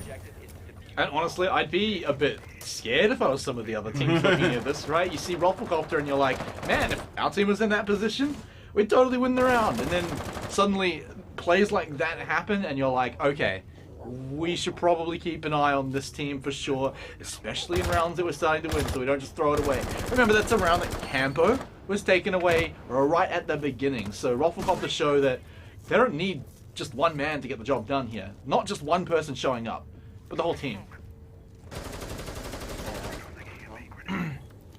There we go. Another EMP grenade. Another attempt. Zeus actually doing a pretty good idea with where he just decides to shoot the bandit charge to simulate what was essentially done previously pre-rework of Thatcher, and tried to make it quick, but unfortunately was stunned by the Zephyr charge, which did result in his demise.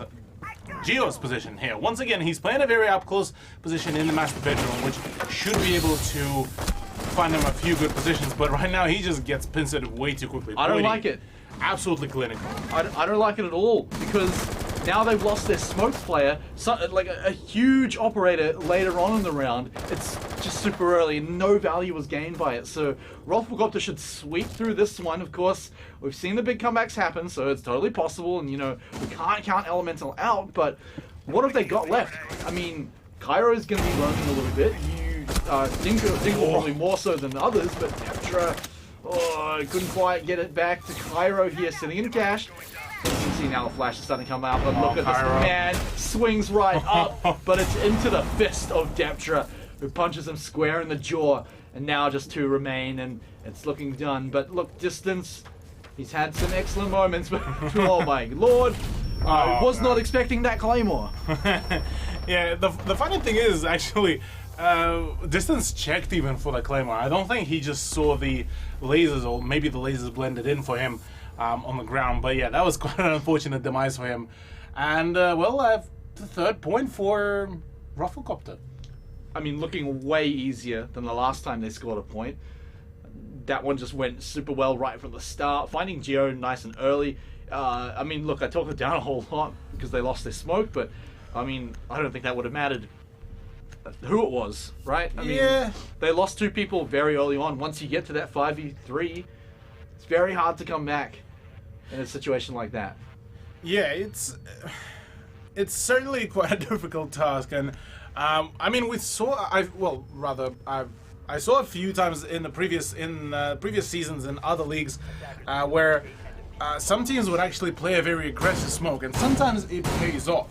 I would imagine sometimes, that's exactly emphasis on that. And maybe Elemental during their practice games and maybe during their scrims that position for Geo was working out, but the way how Rufflecopter are playing, they're very structured right now. They go in a 2 to 3 man kind of pushes. They pincer it out no matter what. They open up all of the potential angles. Like you saw that with the usage of Sledge by Deptre. He opens up the wall to the logistics office, gets another angle set up, whilst Boydie is already circling around to the window. So right now, this is what Elemental are kind of, I suppose, missing out on. It's just the general kind of coordination between the players and the way how they can really get that kind of, I suppose, return on investment, should we call it. Back in here again. Rufflecopter 3 rounds in a row. Arguable how much they should have got that second one, but they claimed it anyway with some big plays, leaving Elemental completely in the dust. We're heading downstairs again. This one, of course, probably the more unique of the sites to try and take here. You've got quite a few different ways to approach it here. You're looking at Deptre for sure to start opening things up, but he's been caught out a few times, Cthulhu. Deptre's been found in moments where you'd expect the old Deptre to be the one to get the trade and get it for free. Get out of there alive. Yeah, it was definitely a bit of a few questionable moments for Deptre's performance. Here right now, I mean, he's sitting on a stable 6-0 scoreline. Rigby is on the 3-0. So, look, right now, Rufflecopter is just feeling it, I suppose. Deptre's play was definitely not... We haven't seen a whole lot of big, I suppose, highlight plays. It's more so just he's stable. He got a sick nade. He got a sick nade, yeah, we'll give him that. But apart from that, yeah, it's a stable, very consistent performance from him. Nothing too flashy. He does his job and then lets the rest of the team kind of make those plays. Well, okay, they miss the impact trick, so the hatch will open unless they throw a second one out.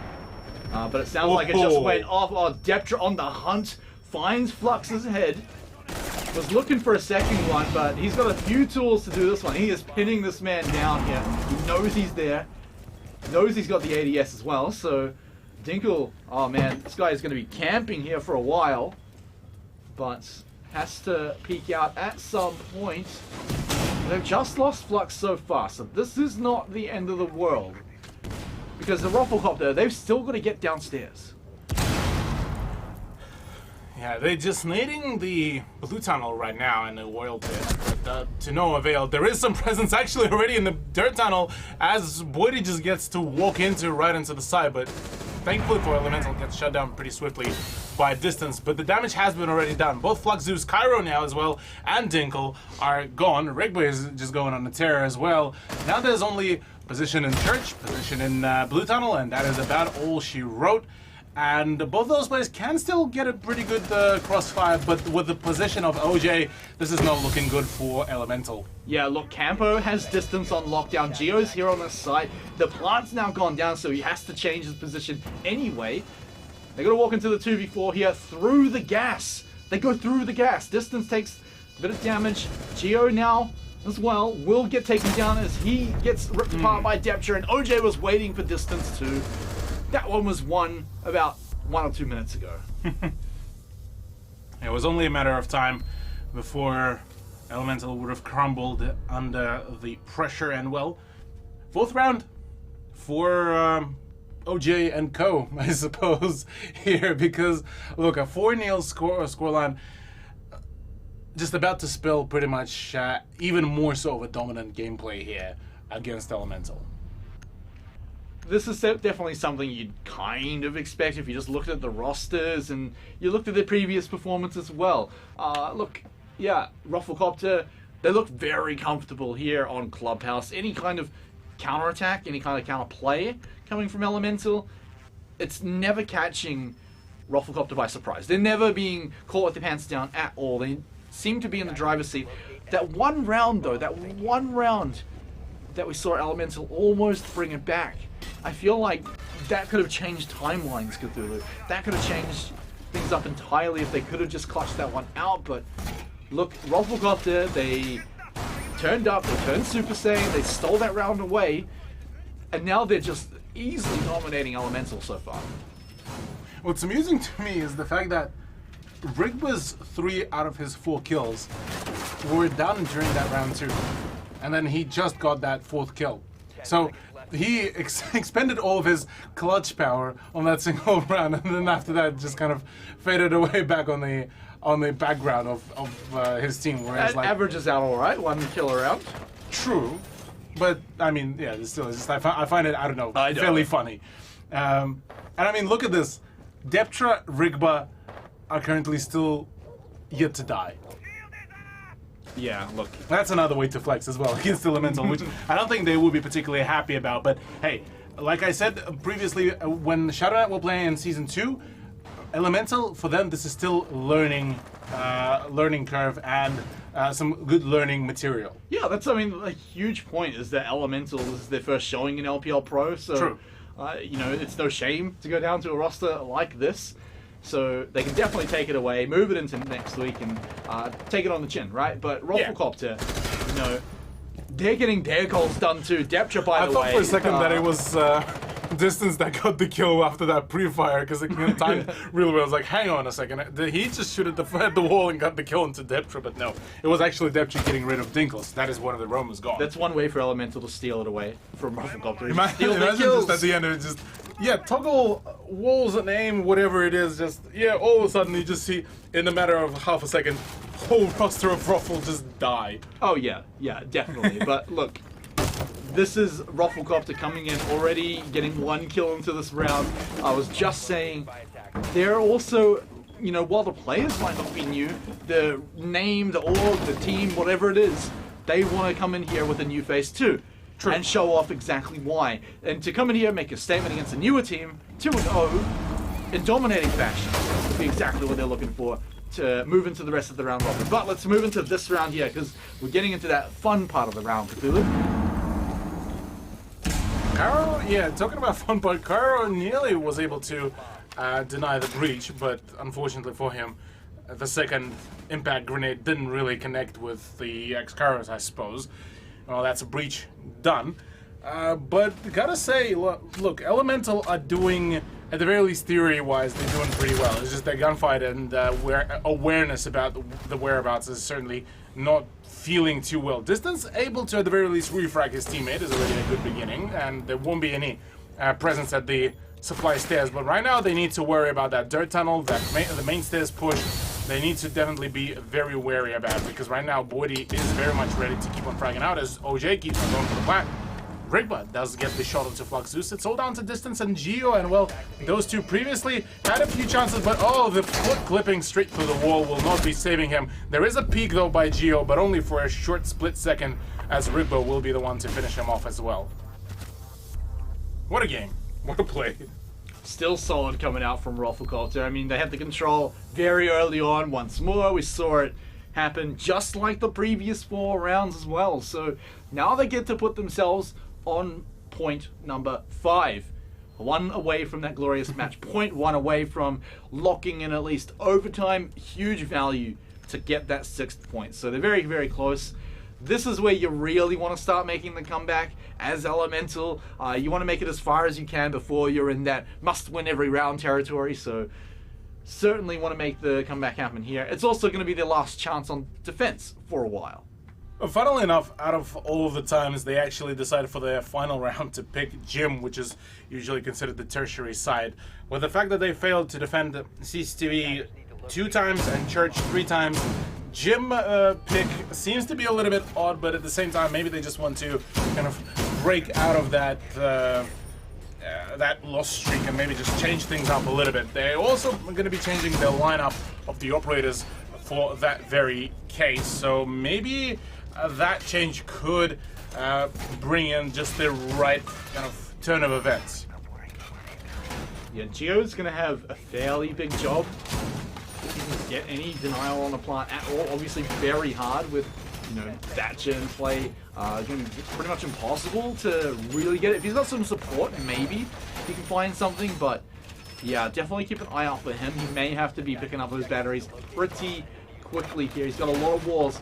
No mirror in this room like we've seen quite a few teams go for a few times, so once they lose that position, that hallway, it could fall apart very quickly for Elemental. Oh, well, we'll have to see, because right now there is Distance who is roaming downstairs. The drones did spot the Jaeger player, who has now been forced off his oil pit position, but that also still gives a call to the Cash player. I think that is Geo. I'm not too sure, but either way, this will be given out the call that, hey, that's where the push is going to be coming from. He should be prepared, and he should really bail out of that position, because there's the breach about to happen, and well, Dinko will now know that very thing. Fortunately, has plentiful amount of cover as well. Yeah, I mean, he's got all his magnets as well, so it's gonna be pretty hard to flush out. He's got a pretty sick line of sight too. No. OJ's hunted down Distance, so that thorn in his side, that roaming, it's eliminated very early on. That's gotta be rough here for Distance. The man tries to pull a Campo, but Campo does not let away from that, and well, Rigba gets 3 points as well. Quick farm on that for potentially the MVP position. And look, right now already full control of CCTV and Cash. Soon to be the construction side, as there's no presence there. And right now Elemental are not going to be feeling it anytime soon, because right now OG is about to go in for the play and for the breach. And at the very least, Geo is able to deny the full-on opening of the wall, at least for a few moments, and the Selma charges will be drained. But right now he gets the shot on OJ, but whilst running away will be caught off guard, and Bodhi will be claiming his life. Oh man, the gunshots from that angle sounded like someone knocking on the door. But like a really aggressive knock on the door. Like I'm thinking, oh man, is there a fire in the studio or something going on? But honestly, look, the point is the round was already won by Rufflecopter very early on into that.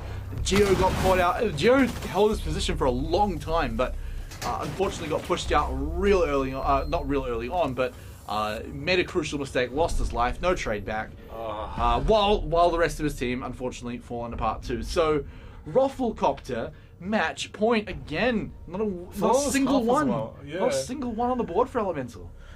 Look, I'm really curious now, how will Rufflecopter fare against some of the higher end teams like Ferox and PC419, because that is going to be quite a matchup to look out for.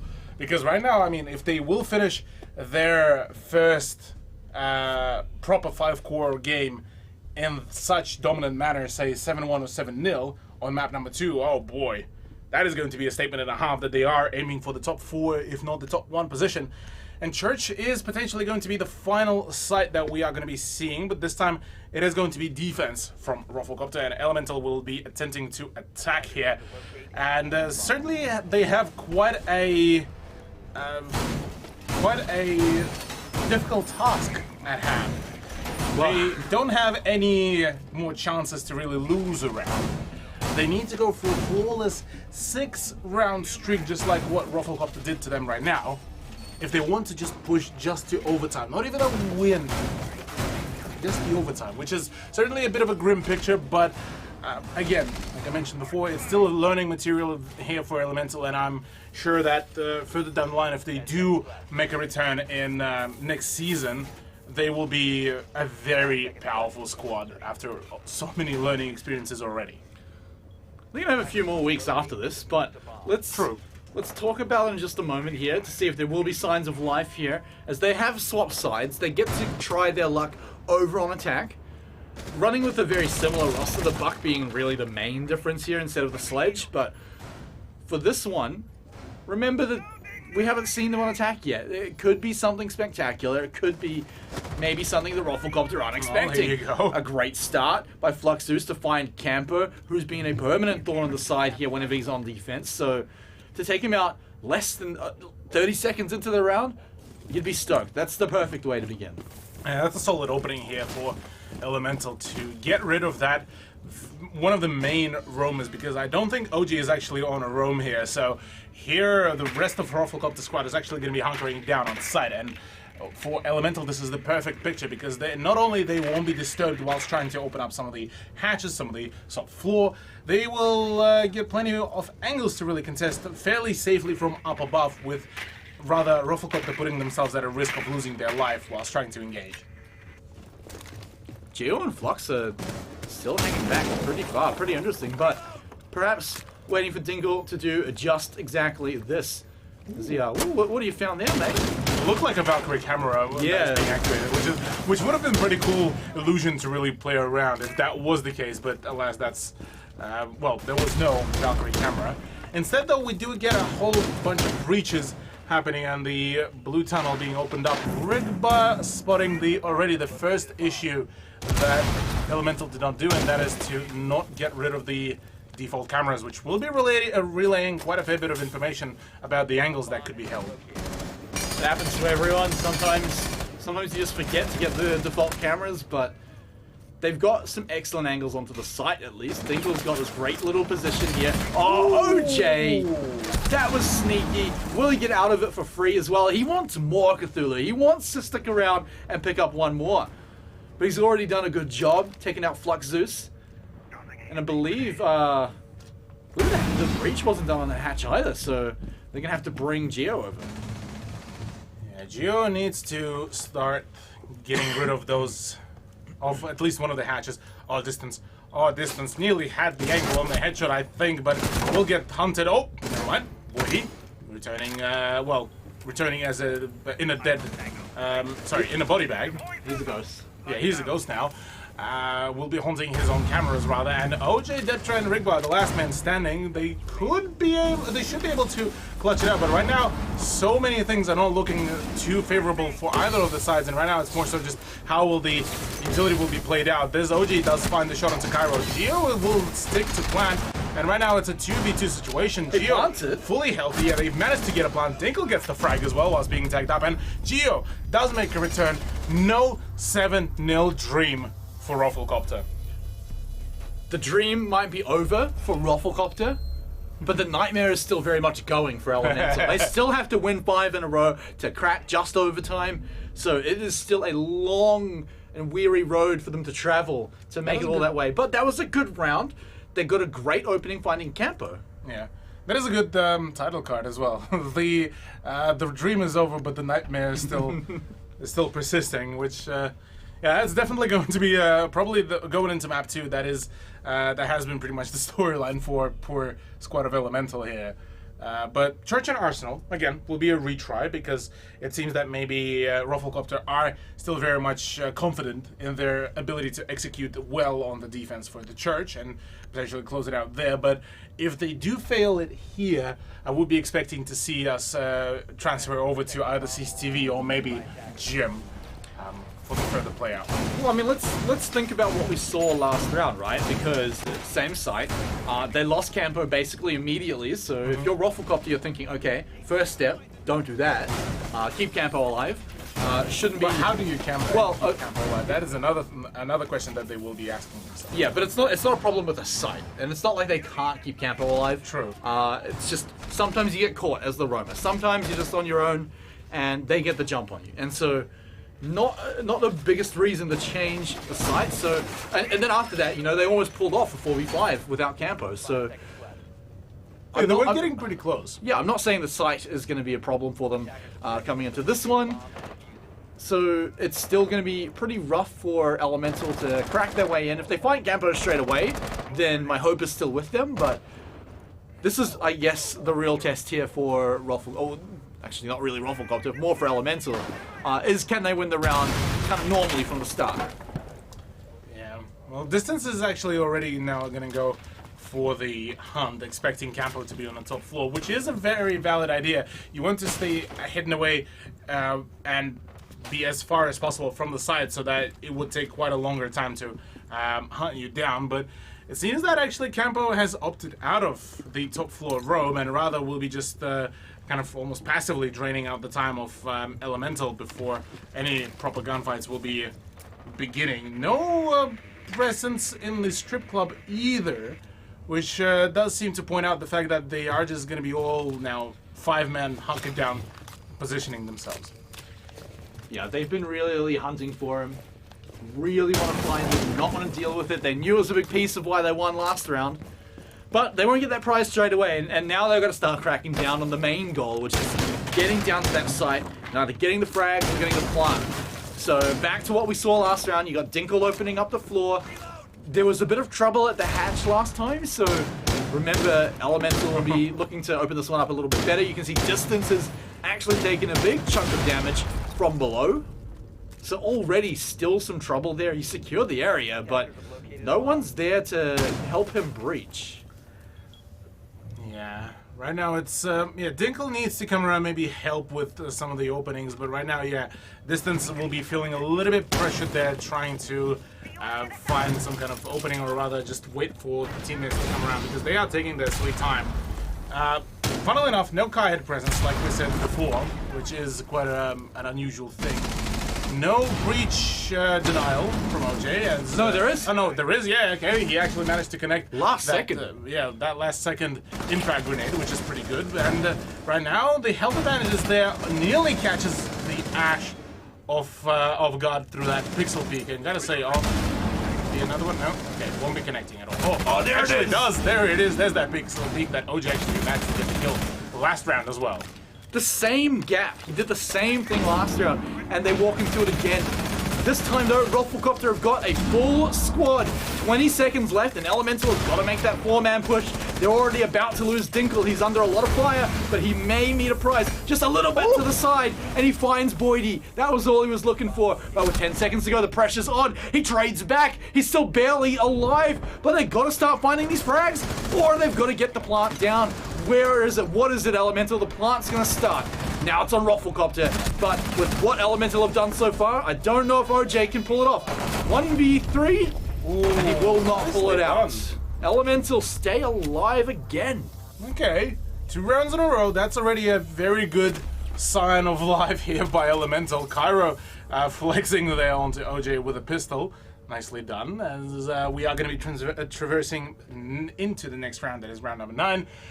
And with a 6-2 scoreline, well, there's still plenty of road to go, but Elemental certainly putting up quite a fight here against OJ and Co. And, well, just like I said, if the church would have been lost out, we are going to go into CCTV, and that is exactly what's going to happen. CCTV will be coming out, and a slight adjustment to the roster of the defenders. We'll be seeing Bandit to come out for OJ rather than Elysian. Whereas for Elemental, well, they're just gonna hide a Thatcher pick under a Sledge pick.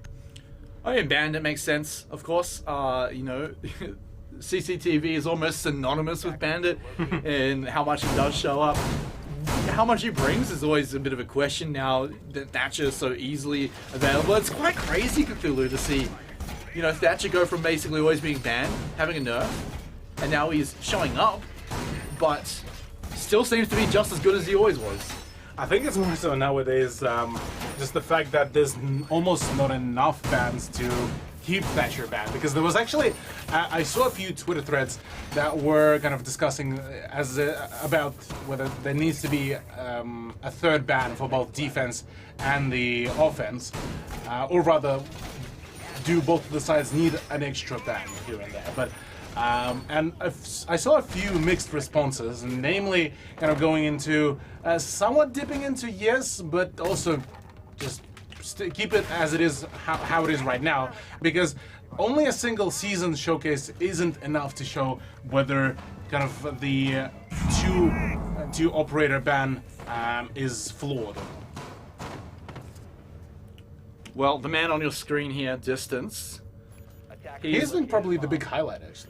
He's been a big hero for Elemental so far. I mean, other players have had their moments, yes, but I think Distance overall has done the most so far. Not the most flashiest. Yeah. I mean, look, he's had, again, his moments is really the most I can say, because you look at his scoreline, it's more of a reflection of the overall state of the game, but Distance, the state of his body might be in trouble, as he's still taking fire. He really wants to get in there and deny that banded battery. I believe that was the goal of his mission.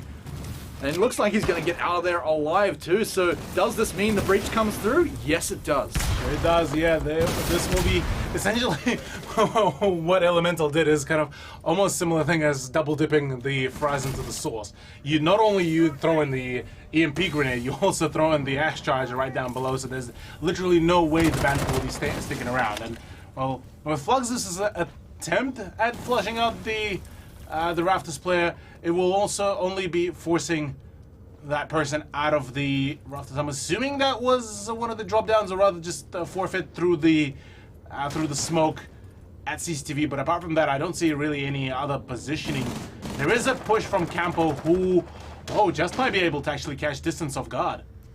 I think he's stayed very undetected throughout, so he should be able to get the jump yes, on. distance is so vulnerable right now. Not anymore, as that flank could have been huge. Deptra actually, meanwhile, does manage to find that shot to Dinkle, and that is a huge one because that is one of the soft breaches of the board that was applying pressure from the breach. And remember, must-win round for Elemental right now, and Rolfgopter are already starting to shut it down. Distance, he's being hunted just a little bit. He's got opponents around the corner, opponents behind him, and Boydie. I don't think we've talked about this man enough either. He has had a spectacular performance. Rigva as well. Again, another man we don't talk about enough, as he's found Flux Zeus. Now 3 men remaining. Make that 2. As it's going to be just a swing around the corner. They're going for the plant, but Cthulhu, should I rub my eyes? Because it feels like a dream to get that one down. 1 man left. It's all up to him to keep Elemental alive, and Geo, well, it looks all but impossible. The pistol comes out as a final stand, but Rolfgopter get the Rolfl stomp, get the 2-0, and clean up Elemental. Yeah, after a little bit of a attempt at the comeback dream, Rolfgopter able to stomp down, put the foot down, and just shut down any more attempts that Elemental would have been doing. And a very unfortunate loss there for Elemental, all things considered, but nonetheless, still, a win is a win for Rolfgopter. They are going to be propelling themselves further up on the leaderboard, as I believe they're the ones who... Actually, no, they will be now contesting between themselves, Ferox and PC419 as well. Yep, there will be a 3-way tie, so, I mean, if it comes to it, the tiebreaker is always decided by that round difference, so that will change things up. However, we got 3 teams sitting right there at the top after that series. Before we break it down any further, though, Cthulhu, we do have another match to get into later today. It is going to be ShadowNet versus Bance, and ladies and gentlemen, that one is coming up right after the break. Welcome back, my lovely viewers, to Rainbow Six Siege LPL Pro Season number 3. My name is Matt Smyros. Cthulhu, thank you for joining me once again. We just saw a pretty quick 2-0 coming out by the boys from Rolfgopter, getting Elemental done and out of the way for the round robin. So let's quickly touch on what we just saw, right? I mean, what it means for the league, because we now know Rolfgopter probably sitting up in the upper half of the leaderboard after that performance. Where do we look at Elemental after that? Yeah, Elemental right now, they still have a dub under their belt, so they still kind of keeping themselves kind of in the middle of the leaderboard. Actually, let us have a look at the leaderboard, whether it get updated. No, I don't. Yeah, okay, right. Not enough time to update that one just yet. Right. But yeah, to Theorycraft here, yeah.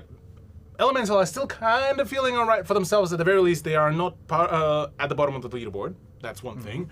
They are sitting, I believe, on 4th, 5th place right now overall after that L. And look, they just got probably one of their rather harder matches out of the way. They still get to play, I believe, against ShadowNet further down the line, which could boost their... Elemental? That was their 2-0. No. For Elemental, they still get to play... They've played against... Wait, they did play against ShadowNet. So they get to play against Bance as well further down the line, which will be a completely different discussion. But talking about Bance, they are going to be playing against ShadowNet tonight. Yeah, and so this is where we almost get to answer the Elemental question a little bit more, because what we know about them is that they've 2-0'd ShadowNet. So now we get to find out, what does ShadowNet look like? Was that a bad week for them? Have they recovered and come back against this match? This is an important one for them against Bance, because Bance is almost like their rival in the leaderboard, right? They're both kind of one-upping each other. I think last season in the round robin, they literally did go one apiece. So look, but this could easily go either way. But for one team to get the 2-0 on the other could mean the difference between surviving relegations, maybe even cracking into that top 4 playoff, start contesting a little bit. But the journey would have to start here. If either one of these teams loses, or even if it's a draw, it feels like their positions are going to stay the same. Yeah, well, we'll we'll have to see further down the line throughout the whole season because, yeah, Bands, they managed to actually get themselves a dub back in Season 2 against what was back then known as Blessed Esports, which exactly was the ticket out of the relegation bracket for themselves. Here right now, Bands might be looking to make a statement here early on to get themselves that early advantage, or maybe it's ShadowNet to get themselves an early advantage, although I think that this is going to be a match kind of a bit more of an equal match here. Both of the teams are on a somewhat similar play field here. It's more more so of a question as which team is more prepared for tonight. Well, my friend, let's dive into it. Let's take a look at our first team in the matchup here today. It's going to be ShadowNet, providing some quality photos. I might add, ShadowNet, I've got to call them the kings of content here in LPL Pro. Beautiful work, but it's Minxie, Nova, Lags, User, and Space Prism.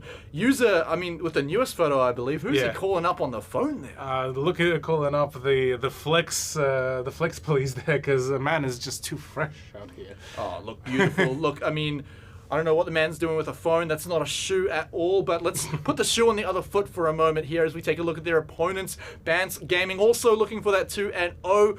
It's going to be JKN, Cordial, Hello, Mixers, and Tryhard. And you know what? These names sometimes catch me with all those numbers in the middle of them. But I got it. Yeah, you got it. And by the way, to remind as well, JKN is Nath as well. He was known back at Season 2, so slight rebranding maybe there. But yeah, look, both of those rosters could really bring in a really big game tonight for both of them. I wouldn't be surprised if we will be seeing... Oh, hello, that's ShadowNet as well. I won't be surprised if we will be seeing a draw between these two teams. They are very much evenly matched here. For ShadowNet, I mean, they have been telling us that they are prepared, or rather they have been ironing out all of their chemistry whilst they were on break between Season 2 and Season 3, so this is going to be kind of, I suppose, one of their proving moments if they have been actually putting in the effort. But let's take a closer look as well at the head-to-head view. That's right, because it is all about individual plays this season as well, thanks to the Vodafone MVP Award. One man that impressed me, as much as he had in a 0-2 loss last week, was Lags. Yeah. You know, I had a lot of hope from him from last season, and he seems like he's going to be showing up this season too. Yeah, look, Lags has been a very consistent performer for ShadowNet previously in the previous season. Same goes here for Bands. Hello, the newest introduction, I believe, to the roster, did perform pretty well, all things considered. Was one of the top fraggers for Bands last week. So here, this is going to be the prime time for him to prove his worth. Yeah, look, it's going to be a big job for both players and both teams as well. So, you know, there's a lot of feelings that go into preparing for a match and getting ready for it and handling the pressure as well. But we talked to someone from Bands Gaming to see how them and the team are handling just before the match. So let's hear what they had to say. Exto plays very high on the board last season. So with the team, we knew that it was going to be pretty rough with the new roster and digging straight in, but kind of just wanted to go in, give it a go. There's almost nothing that we couldn't improve on. Well, definitely we're lacking chemistry. We haven't played for very long, and yeah, it makes it hard. But on the positives, we are pretty good gunners. Like, we're all right with gun skill, but you know, we'll get there with time.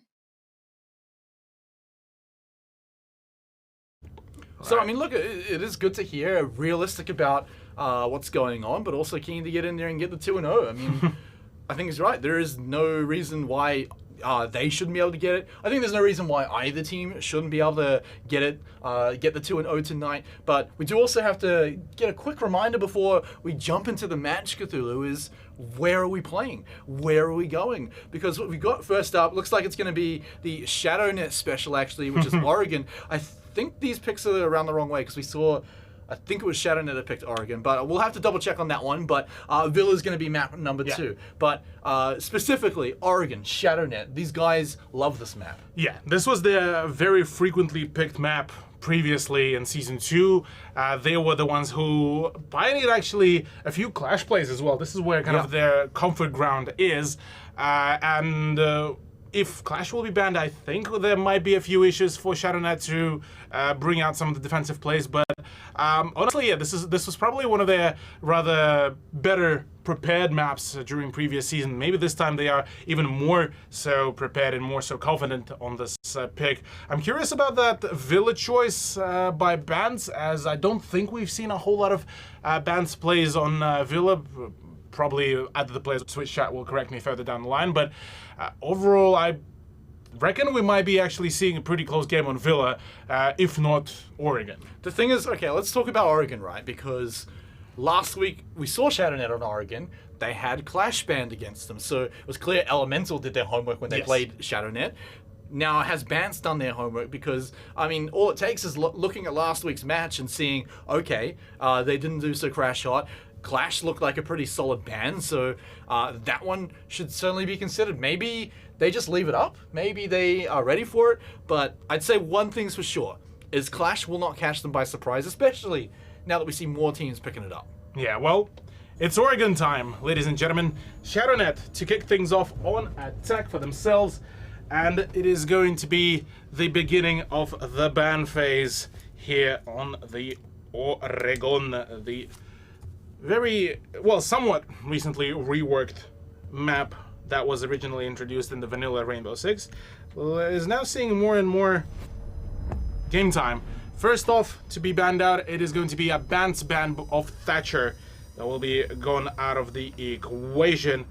And ShadowNet, well, I don't think there will be too banned out. Echo, yes, still being quarantined, unfortunately, as still I believe there's yet to be a fix for that. But for Villa, we'll be seeing how things will change. Monty will be banned as well. Well, ShadowNet, funnily enough, it's them who are banning him out, which is quite an unusual thing, I suppose, to witness. I mean, sort of unusual, but we've seen teams take Monty on attack on Oregon. It's not a total surprise, though we haven't seen ShadowNet do it, though, or at least not for a while, so they're fine to have it banned away. Mirror will be their defensive ban. Now, Cthulhu, the question is, do we expect a Clash ban here to wrap things up by bans? Oh, I think there might be. Bans already pretty quickly clicked the ban, and yeah, there it is. There's that Clash ban that we were talking about, which could definitely throw in a spanner in the works of ShadowNet, who have been picking her fairly frequently, gotta say, and this could definitely change things around sometime soon, as well, ShadowNet won't be feeling that ban just yet because they are the ones to kick things off on attack. Yeah, well, here's the thing, though. The ShadowNet, maybe the ban caught them by surprise last week, but there's no excuse for it this week. So they need to be ready for it. They need to have a plan for if Clash gets banned. Obviously, we'll get to that when they get onto the defensive side, but for now, a lot of operators going to be unlocked. You've still got Ace is going to be available. Malusi's evaded the bans this time as well. No and Kali Thatcher as well. Yeah, no, yeah, Kali slipped through, of course. But yeah, no Thatcher means that Kali could be on the table if teams are having trouble getting the breaches done.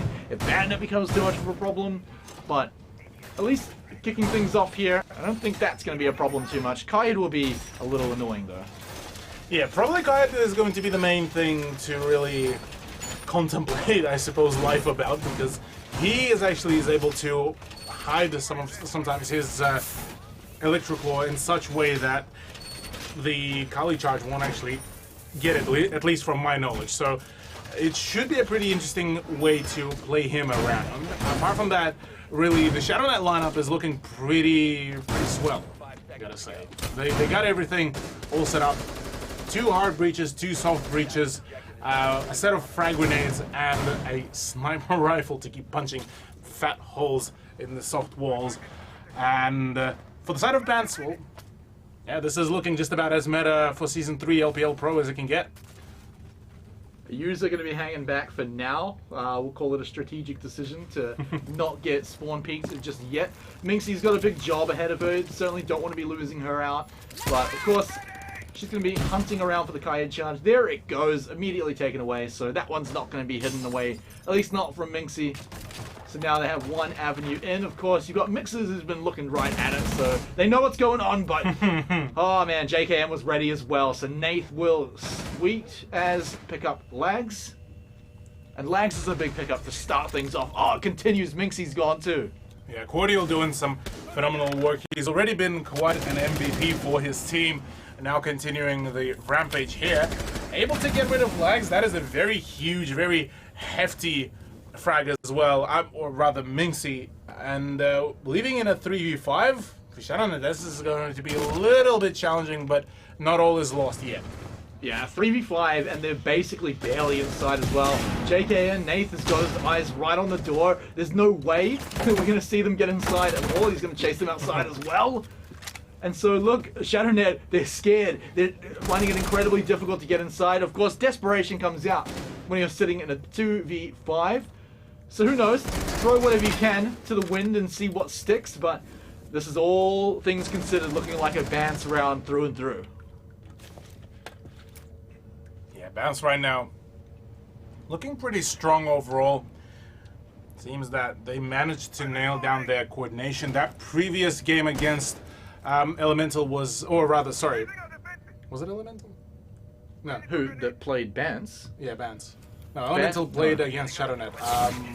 Bance was PC419, I believe. PC419, yeah. That game was definitely seemed to be a bit of a wake-up call there for Bance. So right now, they're going to be looking at potentially solidifying and getting themselves a first dub. Cordial already on a triple kill. Absolutely phenomenal play here for Bance Gaming. Will be leaving space all down for his lonesome with barely any health. And it's Nath to wrap things up. A 2k for Nath, 3k for Cordial, and just like that, quick, easy dub for the first round. Yeah, he wants to go in and get that extra value, wants to rub it in, but look, really solid round by Bance. Catching members out really early on, Lags and Minxie being taken out. We were basically ready to call the round at that point, so easy ones to pick up, nice and early on. So ShadowNet clearly, they're going to work something on their entry inside, because that one certainly did not work. You had Bance waiting at the doors for them, not just from one side either, from both sides. Yeah, Bance were prepared on all of the flanks really to just keep up with the pressure, keep up with the plays, and couldn't really do much for themselves. Well, they will get multiple more chances to really redeem that, and we'll be seeing whether that is there's any difference that will be made. Apologies for the overlay as well, ladies and gentlemen, but we almost gave ShadowNet their first win. We almost gave them their first dub, but not just yet. They still yet to work for it. Yeah, they're gonna earn it just like everyone else. The Bance currently standing in their way after a round like that. It feels like could be a very long road for ShadowNet to get their first win if it continues that way, but we're only one round in, of course. Things looking like they're not changing too much on the attacking side for ShadowNet, still running very similar lineup, but this one I like a little bit more because it means Minxie's likely to stick with the rest of the squad in terms of where you're going for the breaches. You're more likely to see someone like Lags kind of go off on his own, maybe Space Prism, but for now, oh no, okay, yeah, so Lags is going to stick with the squad, or at least with Minxie. But they're going to need more than just them to breach inside. Yeah, well, at the very least, for the time being, no initial losses on ShadowNet's side, no runouts, no spawn peaks, none of the early engagements, so at the very least, ShadowNet will be given an opportunity to try to pre-plan their further pushes, as right now it's, oh, Nath is playing a very dangerous, very aggressive game on the main tower stairs. Oh, I think that drone spotted him though. Doesn't know, he should have heard it. So he was expecting that one coming, but doesn't send anything back and loses over 90% of his health, I believe. I can't do maths, why would I do that? That doesn't look like 10%, but it's most of his health. Let's give it that. But the point is, he got out alive, so not the worst scenario. Not the worst case scenario. Well, it's one of the better ones rather for ShadowNet, as that they did manage to tag up Mr. Nath to a slither of health. So, at the very least there's that, but still plenty of things to really play around, and with the Kai charges now being demolished, now they need to go in for the breach. They already have the ace all prepared, but Nath just doesn't forgive those things. He just wipes away Nova, and that's one of the soft breaches off the board. Yeah, we got Tracy in such an aggressive position, by the way. Another name I don't really recognize, but Lags out of the way. He's got gas grenades. for days if he wants to throw them out as well.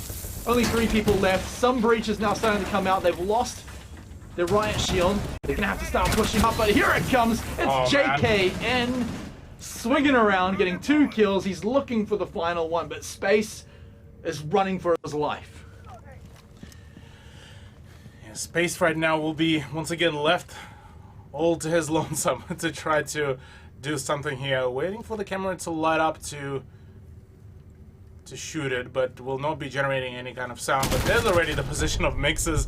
He's waiting for that very right moment to shoot, and well, that's a flawless round. Bams looking pretty dominant, gotta say, as they're already running away with a 2nd point in a row. And that time you can't even give it away to just awkward entry by ShadowNet, right? They took their time, they were standing pretty far back, but it was Bance to push forward, was Bance in particular, JKN to push forward, find those very quick kills that he could get out of. The fact that he stayed alive to near the end as well, also insane, because he almost died at points in that. So now we've got a round that looks like Bance just solidly can hold ShadowNet back from that stage. Also want to point out, when we saw Lags going for the first few swings in the very beginning of that round, he was pre-firing despite having drones sitting forward. Of course, you always want to, you don't want to leave any risk up, but it feels like they're just being very cautious and very, almost scared.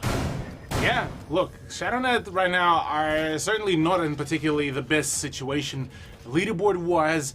Their current turnout for this map, already losing 2 rounds in a row at the beginning of the map on their own map pick, is certainly hurting them. So yeah, they are trying to take things a little bit more cautious, a little bit more passively. And that very thing could have really worked out previously, but I don't think this will be the case here, as it seems that the more you kind of allow Vance to be aggressive, the more they will get aggressive.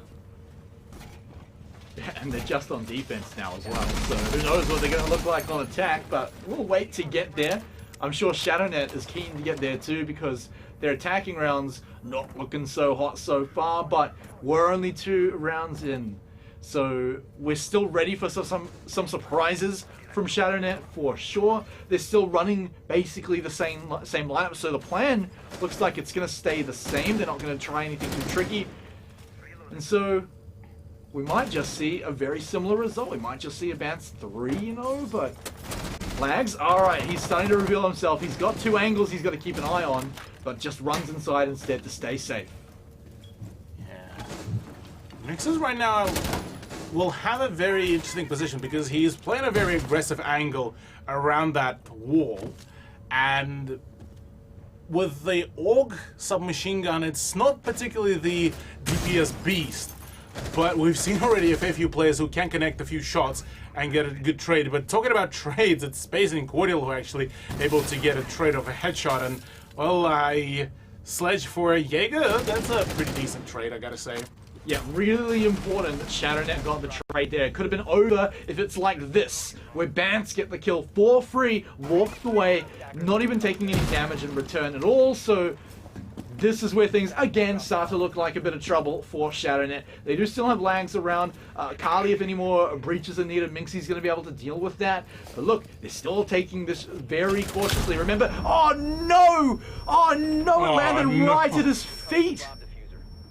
What a disaster! That is a very unfortunate death by the flying C4, and oh well, for ShadowNet, well, 2 players remaining against 4 defenders. At the very least, the kite charges down so they can go for a few breaches, but here's the swing. They know exactly where the Kali is, and she is going to be trying to use the SPSMG rather than the sniper rifle to get anything on the way. Minxie's trying to shoot from a different angle. Ooh, oh, she swings back though. Right on point to take JKN out, but they need a few more of those, and Minxie took a lot of damage during that, basically died.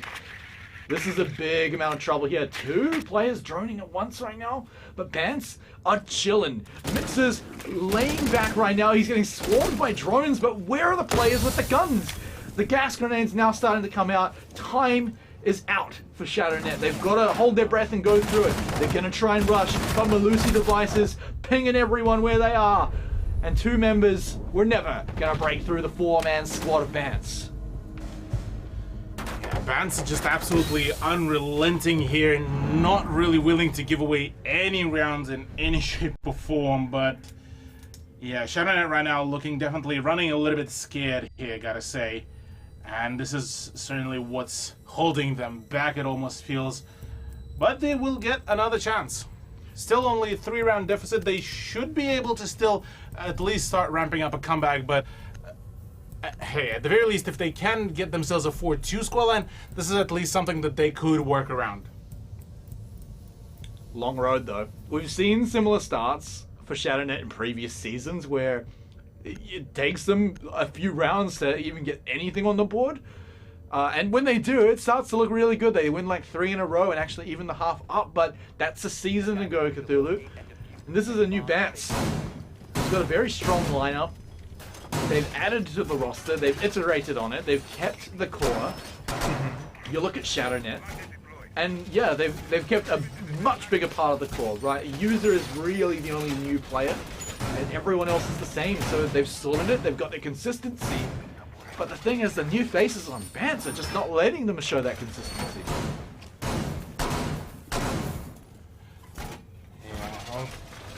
Consistency is certainly going to be quite a question going down further down the line. Bants right now looking pretty consistent for themselves as well. They certainly looking at maybe getting themselves that win here to get themselves once again out of that kind of bottom of the leaderboard position where they currently find themselves. So hey, for now they are looking pretty good, but they still need a fair few rounds before we will be even saying that they could be the winners. There's a very cheeky run out, but will be netting him the kill, Nath, and able to run away scot-free without taking any damage, which is probably the biggest tilter, but at the very least there's a traitor. Cordial has gone down, and that is one of the big fraggers for not ShadowNet. Bants. Oh man, that was some big balls to go and do that run out, but look, it pays off for sure. They force them to run and get the diffuser. Yeah, they do lose Cordial though, which I would say is a pretty big deal right now. They did lose him before, so it's still not the end of the world. And ShadowNet, I mean, yeah, Habana being lost kind of sucks, but they've got the diffuser back. They still have hard breaching. Actually, just kidding, there's no ace this time, so the hard breaching is actually gone. That actually changes things a lot. Yeah, that does, sure, indeed, as well. Maybe Bants are now going to be a little bit less aggressive, although, if judging by how they performed previously, Nath could be the next run out. There's already a window prepped, and actually a cheeky angle as well, right at the bottom of that barricade. So right now a run out onto Lags could pretty much spell the demise for him without any cover on the rooftop. I don't think I see anyone there, so right now Lags certainly under potential danger of being ran out on, although user TM will be able to stay there on the rooftop to cover that run out should it come through, but I don't think this will happen, and rather Nath is just waiting for the right moment as Nova could be up to something, but no, he completely ignores that position, so he does not know about Malusi's. Did JKN make enough noise there for Lags to know? It doesn't look like it, because Lags is still playing way out in the open. Oh man. Look, even Minxie actually ignored that position, so this is perfect for Nath here to try to get that flank and get that play. Minxie is already engaged from up above, and well, there it is. Nath does manage to score that kill. That is Minxie off board. Now returning back to the top of the tower. There's a run out as well. Gets the kill into Capitao. Downs him, or at the very least for the time being. C4 flies in. Can it finish him off? Yes, does finish him off. That's a triple, but Nova finally trades him out. But already the damage has been done. We are back to 2 versus 3. They got 30 seconds to go and get the diffuser. JKN had just no fear at all rushing out that window to finish it off. What a great play. Now ShadowNet are in such an awkward position here because look, all the gas grenades are now available. Lag's still sitting outside. No entry possible at all. Look, he dies the second he puts his hand on the windowsill. 7 seconds, Nova has to rush in, but it's impossible. Bants, get another one. Bants just going absolutely huge, pogging out of their absolute mind right now, and being able to shut down the pushes allowing themselves to keep up that pressure, not even allowing the entry on site. Like you said, the moment that IQ touched the frame of that window, the C4 flung around. I think it was pre-placed. Like it was... No, it flew right. Oh, it was okay. perfectly timed. Just the throw was just at the right moment as well. Yeah, I mean, look, there was time so well, it got me. It tricked me. But, yeah, I mean, 4 in a row now for Bance. This is looking incredibly dicey. If you're a ShadowNet fan right now, you need to be sending them their energy. Your energy, in fact. Don't send them their energy. They need their energy. Because Ying's now coming out. This is like the ShadowNet special sauce. Is that sometimes they'll just pull a pick out and you'll be scratching your head thinking, what's this going to be for? But you look at it a bit closer, and Ying has seen suggestions on this site. It has popped up before. A lot of tight little spaces that you can catch those Candelas in, and actually catch people off guard. Cordial in his ADS, well, you're not going to catch every Candela. Yeah, Cordial could potentially make the big play here. Because there's no Womai, obviously his utility will be the most important one, and rather in positioning. And with, at the very least, with the fact that Thatcher is off board, there won't be any through the wall kind of disabling of those ADSs. But curious how many of those Candela charges would the ADS drain. And another thing is, nobody's actually bringing in the secondary hard-reaching device, which should make him a self-sufficient entity.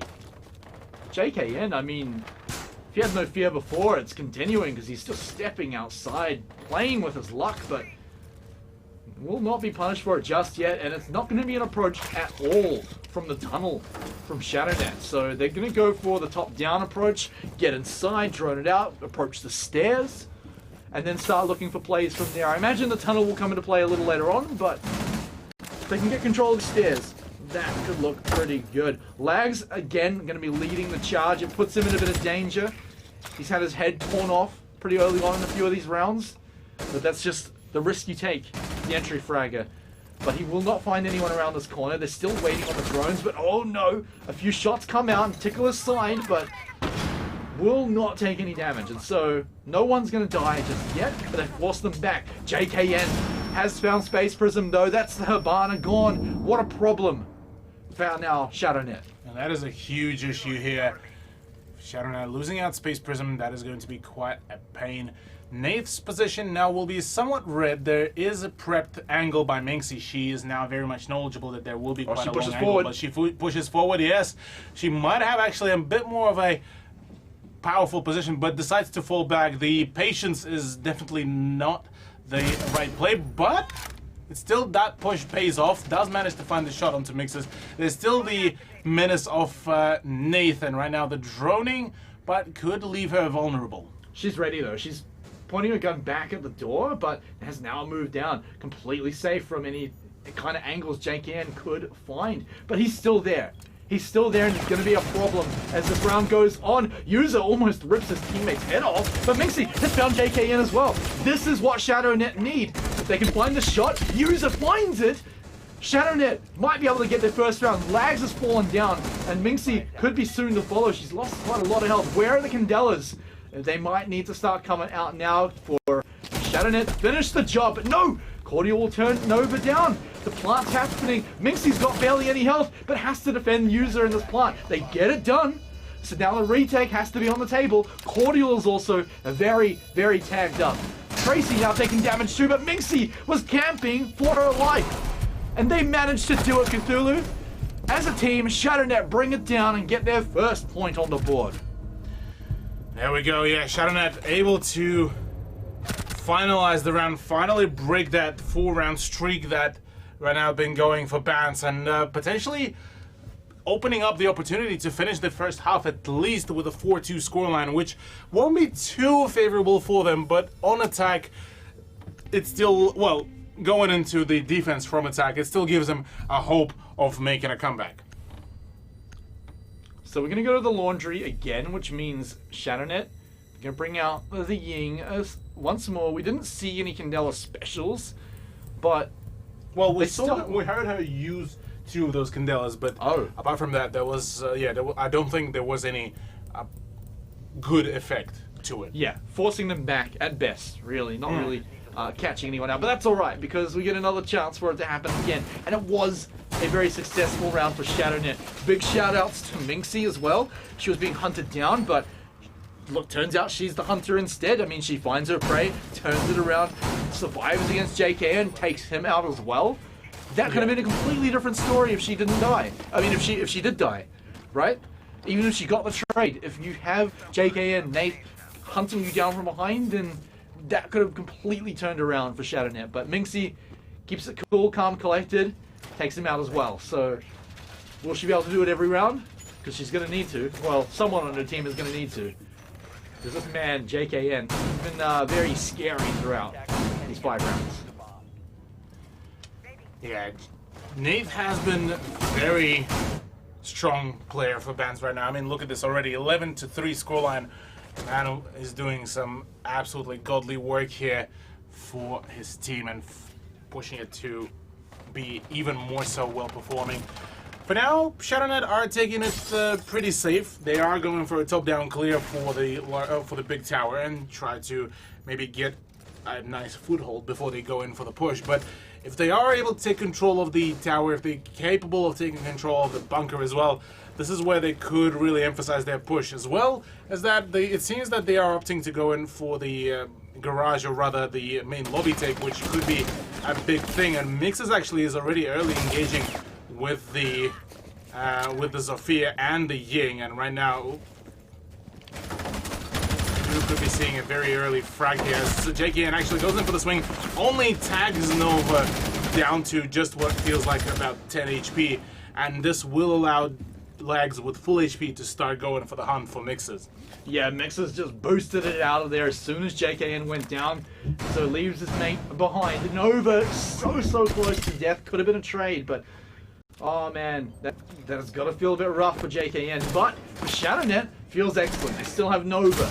They've taken out JKN again really early. Cordial likely going to be the roamer this time, but Mixes, oh man, do not pull a C4 out when you are concussed. Bad idea IRL, but Mixes considers it anyway, but doesn't chuck it out just yet. He's going to wait till he's a little more clear-sighted. Now here's an interesting thing, that Mixes actually didn't even bother to really contest that hallway, or rather behind the lockers area. Just fully fell back from his position, and now will be trying to play for a very up close and personal position, which could be alright, but I feel like things could certainly be looking slightly differently. Tracy goes in for the swing, gets the kill into Nova. I don't think there's any more people around the bunker, so right now they will need to focus at the defense of the main stairs as well as the freezer, and this is where most of their sides are trained for. Although there is a swing, very nice flick as well by Lags. That was nicely done. Cordial, meanwhile, dispatches off space, and right now in a 3v3, this is still very workable here for ShadowNet, with the fact that user TM just managed to get rid of Cordial as well. They've got him on lockdown. Tracy in a bit of an awkward spot. Has moved forward though. Nicholas as well is just around the corner. The smokes now come out. They won't see the C4 coming. Tracy's found his kill. And he finds another one with the C4 onto Lags. And with that one, they all fall down. It wasn't a C4 actually, but Mixes will clean the last one up. In the end, a round that looked like it could have been ShadowNet's goes to Bans. Yeah, Bans shut things down pretty promptly, gotta say. Big props to them as they do finish their first half in a 5-1 manner on ShadowNet's map pick. I do realize that the Veto Zone now graphics did say that Bans picked it, but on the spreadsheet that I did see, it was actually a ShadowNet's pick. Which, we promise. We promise. And it makes sense, because they love this map. Pinky promise. I know that that you guys can't see, but I'm actually showing my pinky on the camera. Hi. But he's not. Don't believe him. Don't trust this guy. Well, yeah, don't trust the Russians. Can't say that. Well, I can. I'm still a Russian. Either way.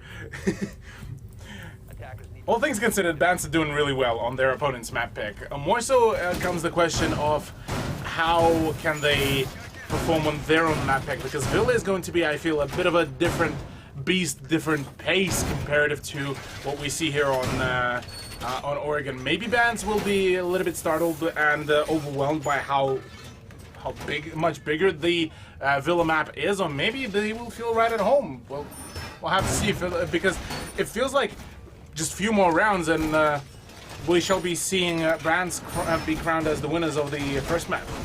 Yeah, we're almost there. They're one away from that coveted match point, locking in overtime. Just got to secure one more. We've swapped sides, so who knows? Maybe ShadowNet are just some godly team on defense, but they've had their clash taken away. So that one special pick that used to be theirs has now been kind of tested out by a lot of other teams, not on the table. No team's even going to give them a chance at it on Oregon, so they do have to pull it out. The good news is, this happened to them last week, so they should be ready to have a clashless defense. Yeah, well, I feel that if tonight will end up in an L for them, what is Cordial doing? That wall said something about his mother. It has to be, because that is quite a sporadic spray there. But yeah, if ShadowNet do take an L here, they will be forced to go back to the drawing board, because otherwise, yeah, their strats or rather picks are getting maybe a little bit too predictable for their own sake, and further down the line could definitely bite back at them even more so. Right now, though, Bands are doing a decent job at just getting a few breaches open and see if they can maybe start working on the Maverick trick. Mixes is already working on the first bit of wall, as he just used up 2 of the canisters at the moment. But yeah, they will be getting a very safe opening, as Space won't be really contesting with that breach at all, so he'll be playing in a very passive play. Tracy finds Nova, so that is the smoke, the very valuable post-planned or pre-planned operator, and this is definitely going to sting ShadowNet's defense. Oh, JKN, he's taking a ton of damage. We'll have to book it out of there. He sticks around. He sticks around at the barbed wire. Plays with death, but stays alive. Space Prism, in the meantime, will take out Hello, along with JKN falling down, so this is looking like a ShadowNet round if I've seen one. User has been dropped pretty low, but Lags has got a solid line down onto Tracy, and Tracy in a very awkward spot here.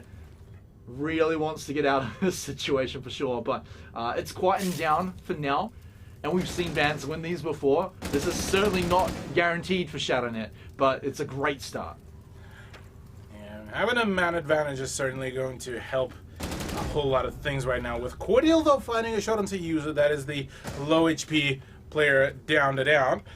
Now it's somewhat of an even health game, although a few bits and pieces are missing. Minxie is very low in health right now, and the swing from Lags will be needed here to save the day, as right now there's a swing, there's the IQ off the board, double kill for Lags. Space Prison now needs to contest his picks here in the attic, as Tracy does find a double kill, but no, a very well coordinated peek by Lags and Space will be shutting down the round.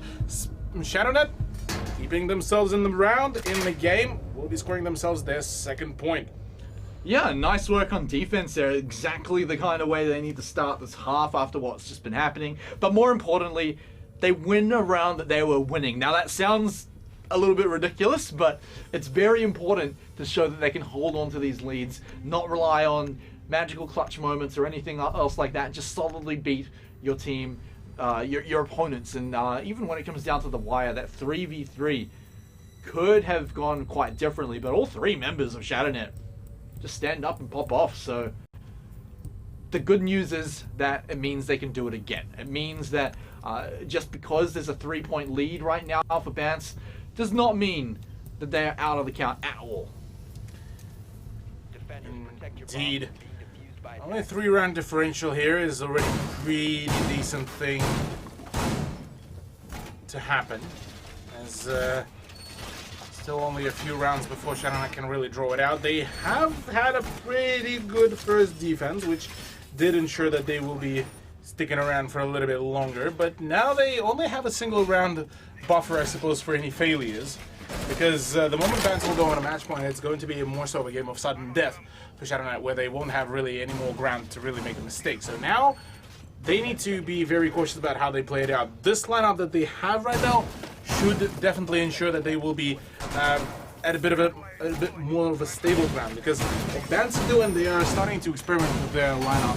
They're bringing in the Blackbeard, they're once again bringing in Akali, who, by the way, back when ShadowNet were on attack, didn't really see a whole lot of action. So here it's going to be definitely an interesting, different lineup that should assist with some of the gunfights, but utility-wise, there's going to be a bit of a lack. A lot of focus on the blue tunnel here. Tracy's still sitting way far back. Do not want to lose that ace. It's going to be crucial here to get the breaches done when they start to matter.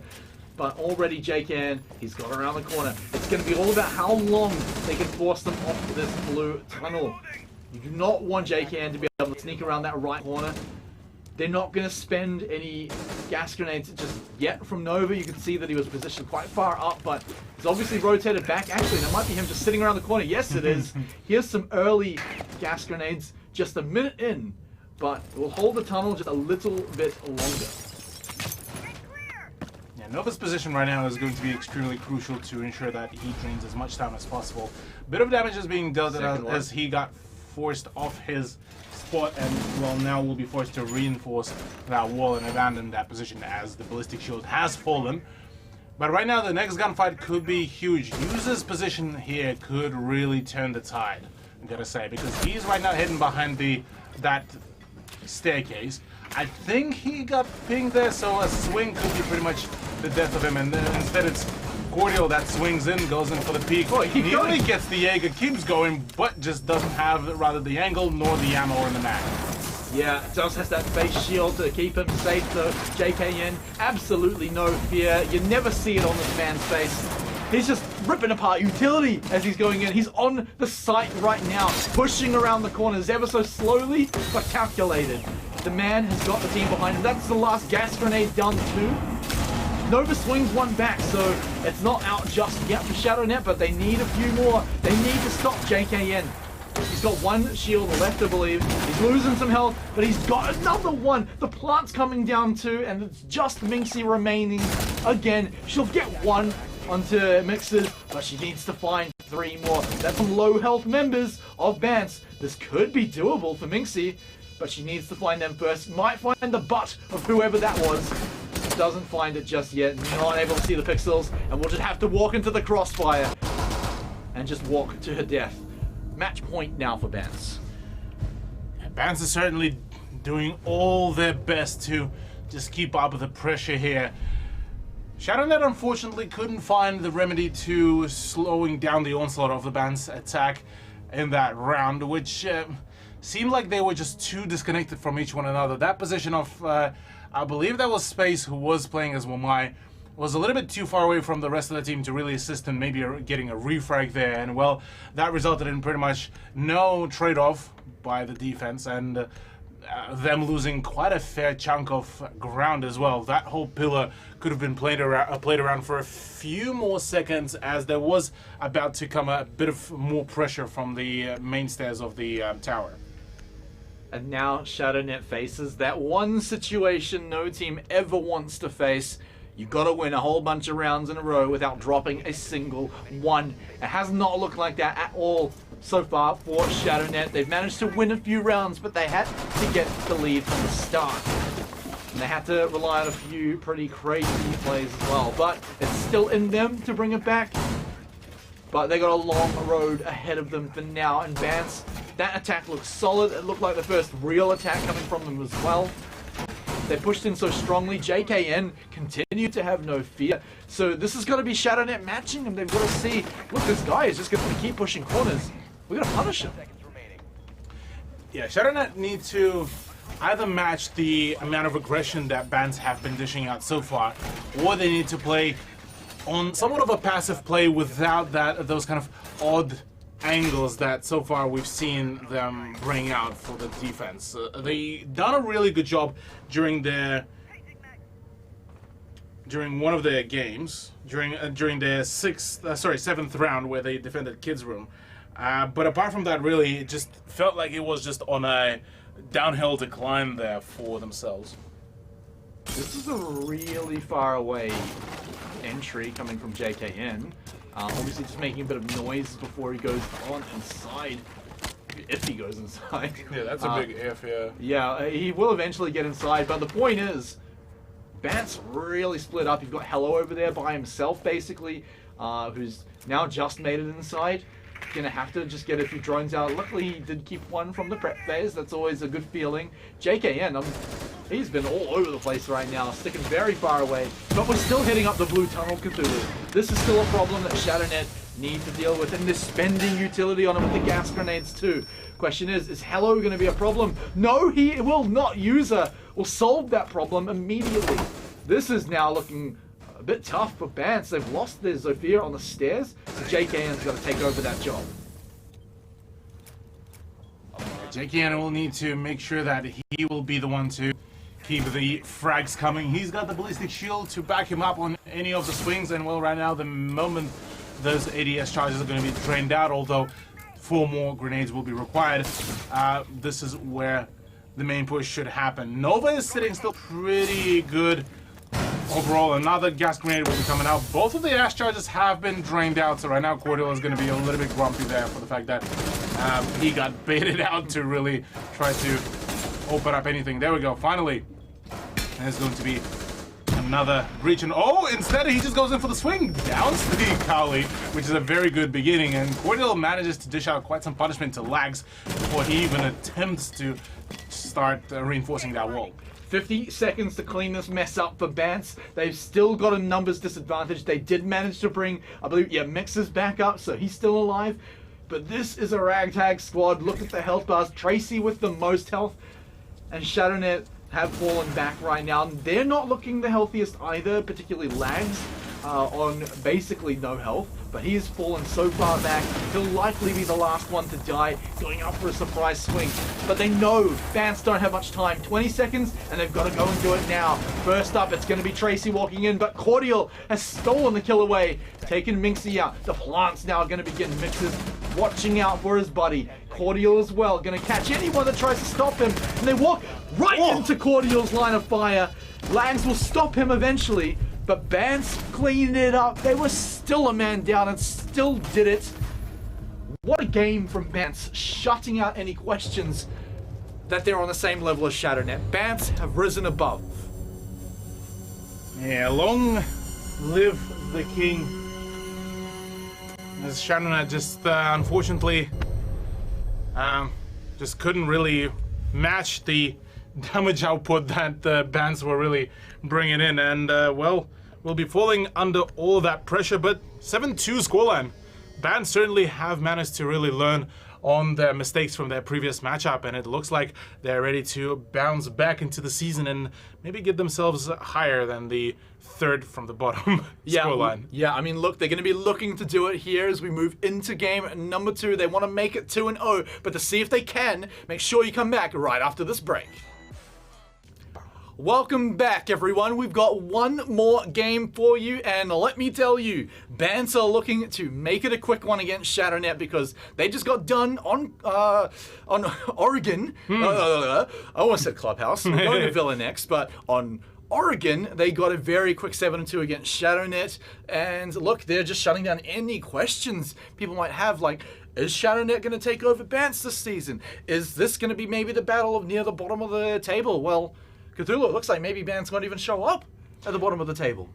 Yeah, Bance definitely looking at just getting themselves up and running, really, and proving that they're not the bottom of the leaderboard team anymore. They definitely want to prove pretty much everyone they were wrong. Even back at Season 2, they managed to really, back then, get themselves out of the relegation bracket, but apart from that, didn't really a whole lot of noteworthy. To be fair, it was quite out of the relegation bracket. Like, yes. in the final week of the round robin, there was no chance anyone could push them down into relegation. Correct, so there was like 3 groups in the leaderboard last time. There was the top 5, and then there was the bottom 2, and then Bance kind of on their own in between all of that. So they did a better performance than just sitting at the bottom 2 last season. They're looking to continue that, but I don't think they ever had a performance like that against ShadowNet where they just completely flattened them. Obviously, they still have to get it done here in map number 2 as we jump onto Villa, but I mean, look, if it's going to continue that way, let's not forget both of these teams got hit by the 0-2 last week. Oh, yeah. Yeah, both of those teams in week 1 did take quite a bit of an L. Bance being the ones who will be now beginning their attack here on map number 2. That is Villa will be batting out, Shadownet will be rather batting out the Thatcher. Next up is going to be Bans to be banning out. I believe it will be maybe one of the hard breaches, maybe a Capital, but... oh, I actually called it for once. Yeah, okay, Capital will be banned out. Bans, nicely done. And for the defense, I'm assuming it will be maybe a Valkyrie, maybe a Mira, because Valkyrie has been actually fairly frequently banned. Maybe Clash, actually, Does Clash yes. come up again, because it was the special on Oregon, but it's going to be Mira this time. Yeah, Mira to be banned out, that is definitely, we'll be seeing the Spaniard out of the equation. The final ban is down to Shadownet, and surely they won't be banning their very own power pick, that is going to be Clash. That said, though, I mean, we know they pick it on Oregon. It's something that has popped up on other maps, but not necessarily on Villa. So it'll be Melusi instead for the final ban. Yes. So Melusi will be out of the equation. She was quite a painful one to deal with, especially whilst they were on attack. But alas, well, she won't be seeing any action here. I'm actually kind of excited because, you know, look, you know, Melusi's popping up. I'm keen to see teams actually noticing that she's got a lot of power, but a lot of invisible power. It's something that you don't always notice because it does catch them out. But, yeah, of course, not going to be popping up in this round here. So let's jump onto Villa. Shadownet certainly want to get some revenge after that map number 1. Yeah, they definitely would want to make sure that their second map will be a much bigger success rather than what was happening on Oregon.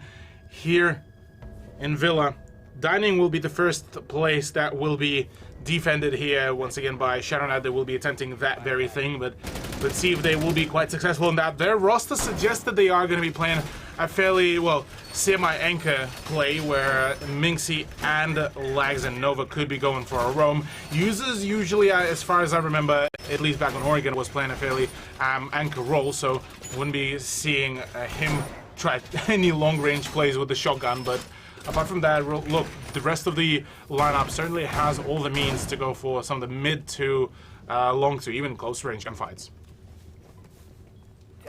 Well, we get to have Shadownet on the defense for the first time here, so it did look a little more promising for them over in Oregon, but even that was not really all that much more. So they can have a bit of a rough one here. So enter Bants. Enter Bants here, who have been doing their rounds very quickly.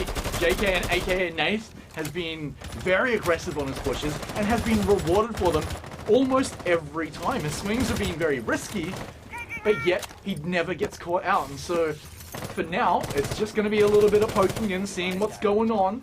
But Hello takes a little bit of damage. Other than that, it's just, yeah, a very quiet start to this round. It's more so of a calm before the storm. Nath bringing out actually one of the guns that is quite rarely used, that is the AUG with the ACOG, probably the largest gun that could be taking the most amount of screen space in Siege. But alas, still a fairly powerful gun. I mean, that thing can take you down in 3 shots to the body. You don't even technically need even the headshot, at least from, if I remember the damage numbers correctly. You gotta get all that maths in the game too, right? I mean, Yeah. just how many shots it takes to kill some people can be very important. Can be very important. A lot of maths, of course, including the time. Of course, you know, a little bit more arithmetically simple, but you know, you got to keep it in mind. And in these high pressure moments, it can get to be a very big mess. So we're halfway into the round, and you know what? User will kick off the second half of this round by obliterating Nath. This gives me the flashbacks of when LFO were playing back in Season 1. They were absolutely gods of Villa, where they were able to just keep up the pressure from down below with the C4 game. It was absolutely flawless. Here, Shadownet may be looking at repeating that success by their previous adversaries. So they have, I believe, still 2, if not 3 more C4s to be used. But look, for the time being, yeah, there's another C4 to damage out rather space. Interesting.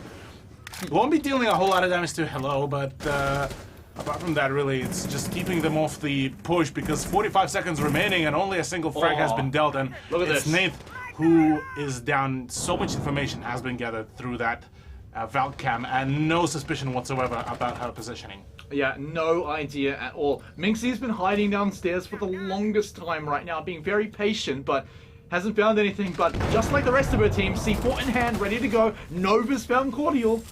This is a really great start for ShadowNet onto defense. Minxie should have heard hello come on inside, but has already got her hands full getting rid of Mixes. And now we're sitting at 10 seconds to go. And Bance, 1.5 health bars. They're gonna rush in. It could be to their doom. Hello will find a kill. Actually, 2 kills so far. But who's got the plant? Tracy does, but is immediately eliminated. So, frags or not, you might be alive at the end of the day. It will be ShadowNet to pick up the round. Very nicely done by ShadowNet to keep up the defense, to start it strong as well in their favor, and potentially set the pace for themselves, really, because right now the way how things were started off on the Oregon, it was quite a bit of a grim picture that was drawn there for ShadowNet. Now that Bans kind of were forced on the back foot, ShadowNet might actually get the early upper hand, which should guarantee them a little bit more of a comfort ground come the second half. You always want a little bit of room to drop around here or there. Getting a good half is always the best way to start it out. But look, I mean, that was basically flawless until the end where, you know, ShadowNet didn't really have to care. They just had to stop them getting the plant. And so, yeah, they immediately did that. As soon as the final push came out, a huge play from ShadowNet, basically securing it. Nova, with he was the Valve last time, got some excellent value in those hands. I mean, catching up 2 positions just immediately in crucial final moments. It's exactly what you want to see when you got those Valve cams up, undetected too. So, ShadowNet, look, great round. Let's see if it keeps up, because we saw this last time. They went on defense first. Well, last time they were on defense, their first round was great. And then after that, it kind of fell apart. Well, looking at the general setup of the utility, it's actually looking pretty stable, pretty well set up. There is an ADS to drain out some utility, but it seems what's different is that bats are actually not even going to prompting to push the master bedroom. Instead, it's going to be the study AVG push, which is not really reinforced, which may bite ShadowNet in the back very soon, but they yet to figure that out. But surely they might be hearing a few of the sound cues that should tell them that, hey, nobody's coming to the east. It's more so of a south push. A lot of live droning going on, keeping both Hello and Cordial nice and well informed. And remember this man here, Nate, he had a rip snorter over first map, but he's really looking to repeat that performance here, coming into Villa. Didn't go so well on round number 1, but hey, it's a long game. He's going to now swing around the corner here to perhaps some trouble. But of course, that's just to the outside, so nobody out there. Bit interesting, but still very quiet. But you know Bants have made some pretty decent physical progress. JKN is controlling the stairs now. He's now controlling below the site. He's actually got some sick angles up onto one half of the site. Yeah, Nath is making some pretty good progress here for the team, trying to get rid of as much of the information as much of the utility as possible. But alas, still a few of the magnet charges and ADS will be there to catch the projectiles. So for the time being, ShadowNet just need to play as reactive as possible, and they are playing around their ballistic shields right now.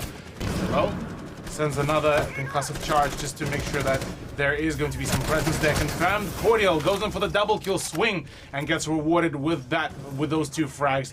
Now the player advantage is there, lags and space are gone. Now it's down to Minxie, User, and Nova, and ooh, they are able to bite back. User doing some phenomenal job there, and actually had, I believe, the Jaeger, or rather Maestro, actually sitting there behind the closet.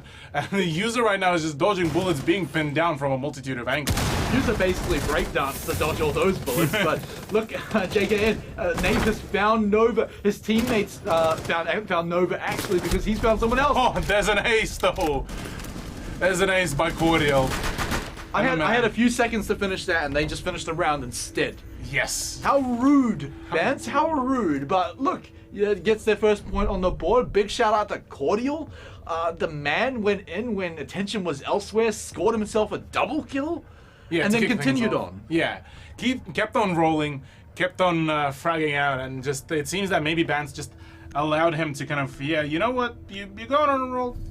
Here you go, enjoy the ace. Good way to swing that one back. It kind of brings back the faith in Vance from what we saw in map number 1 back in Oregon. It's kind of signs of that coming out again. So ShadowNet fans probably should be a little worried now, but remember we still have that round number 1 in their pocket. So it shows that they can do it. It shows they can do it nice and strongly from the beginning of the round. They need to find these picks here and not give Vance all the room in the world to sneak up on them like Cordial.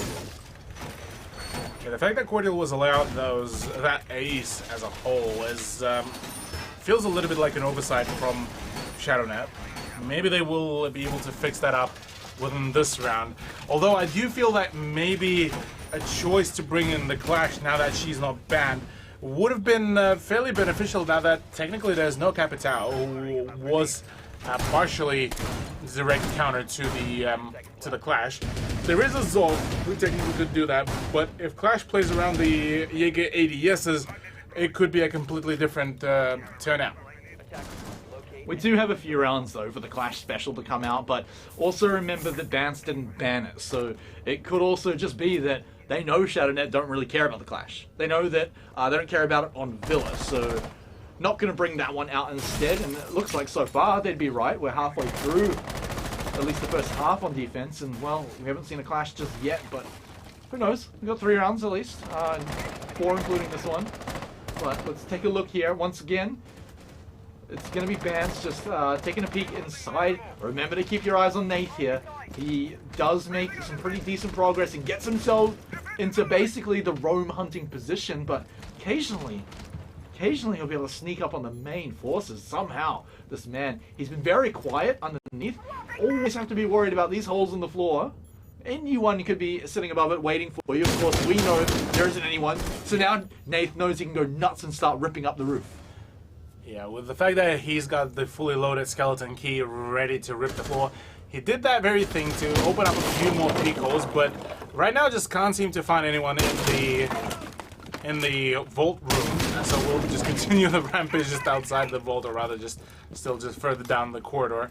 And right now could actually find maybe one of the frags. Does, I believe, see the feet of one of the defenders, but won't be able to tag them up in any shape or form. But at the moment, it's Hello that is going for the peak, but well, only the peak is going to be there as Lags does shut him down with a shot to the dome piece. And will be keeping his position at the 90 hole, which will be contested further down the line by Mixes out of all the people instead of Cordial. Yeah, Mixes is getting ready to swing around the corner, but I'd be very scared pushing into Lags right now. The man is a machine on some of these roamers, and he's just going to hold that position for now. He can take all the time in the world. Remember, being on the defense, he's reshuffled a little bit, but it's still sitting in the same place.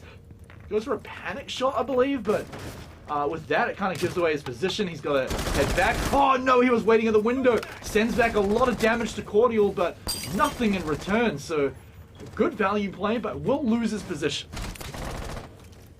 At the very least, he was able to run away without losing any HP, and with Nath now going down to the hands of Space as well, that is looking pretty sweet here for ShadowNet. Potentially about to make a comeback here. Minxie finding the shot on Cordial as well, does leave hold down to Tracy and Mixes. Tracy can go for a few plays, but not today, as this is a complete flawless swipe. ShadowNet doing a phenomenal job, and, well, they're continuing their point lead. ShadowNet fans starting to show up, starting to send them some energy, because ShadowNet are starting to get some rounds. They've already got enough rounds to match what they did over in Oregon. Now it's only up from here. Really solid one to win that one. Basically their round from the beginning. Big props to Lags for holding that corridor for so long. And then even getting out of there alive. It made it so hard to win the round from that point that, yeah, it was pretty much all over. Finding Hello at the start, also massive. Catch him by surprise. No chance at all for a trade. And so now they take the lead, and that feels great. It feels great indeed. Interesting switch over for Nova from a smoke to Mozzie. Completed, well, somewhat of a polar opposite decision there for the sixth pick from what seems to be the plant denial to rather drone and roamer. Well, drone denial slash roam. Two different roles there. Well, technically, you can still go for a roam even with a 3 armor operator, but it's not going to be as effective. But look, at least this is a vertical defense. 4 C4s here in disposal of ShadowNet, which should be lighting up as a really nice play, especially if that Valkyrie camera is going to be staying alive for as long as possible.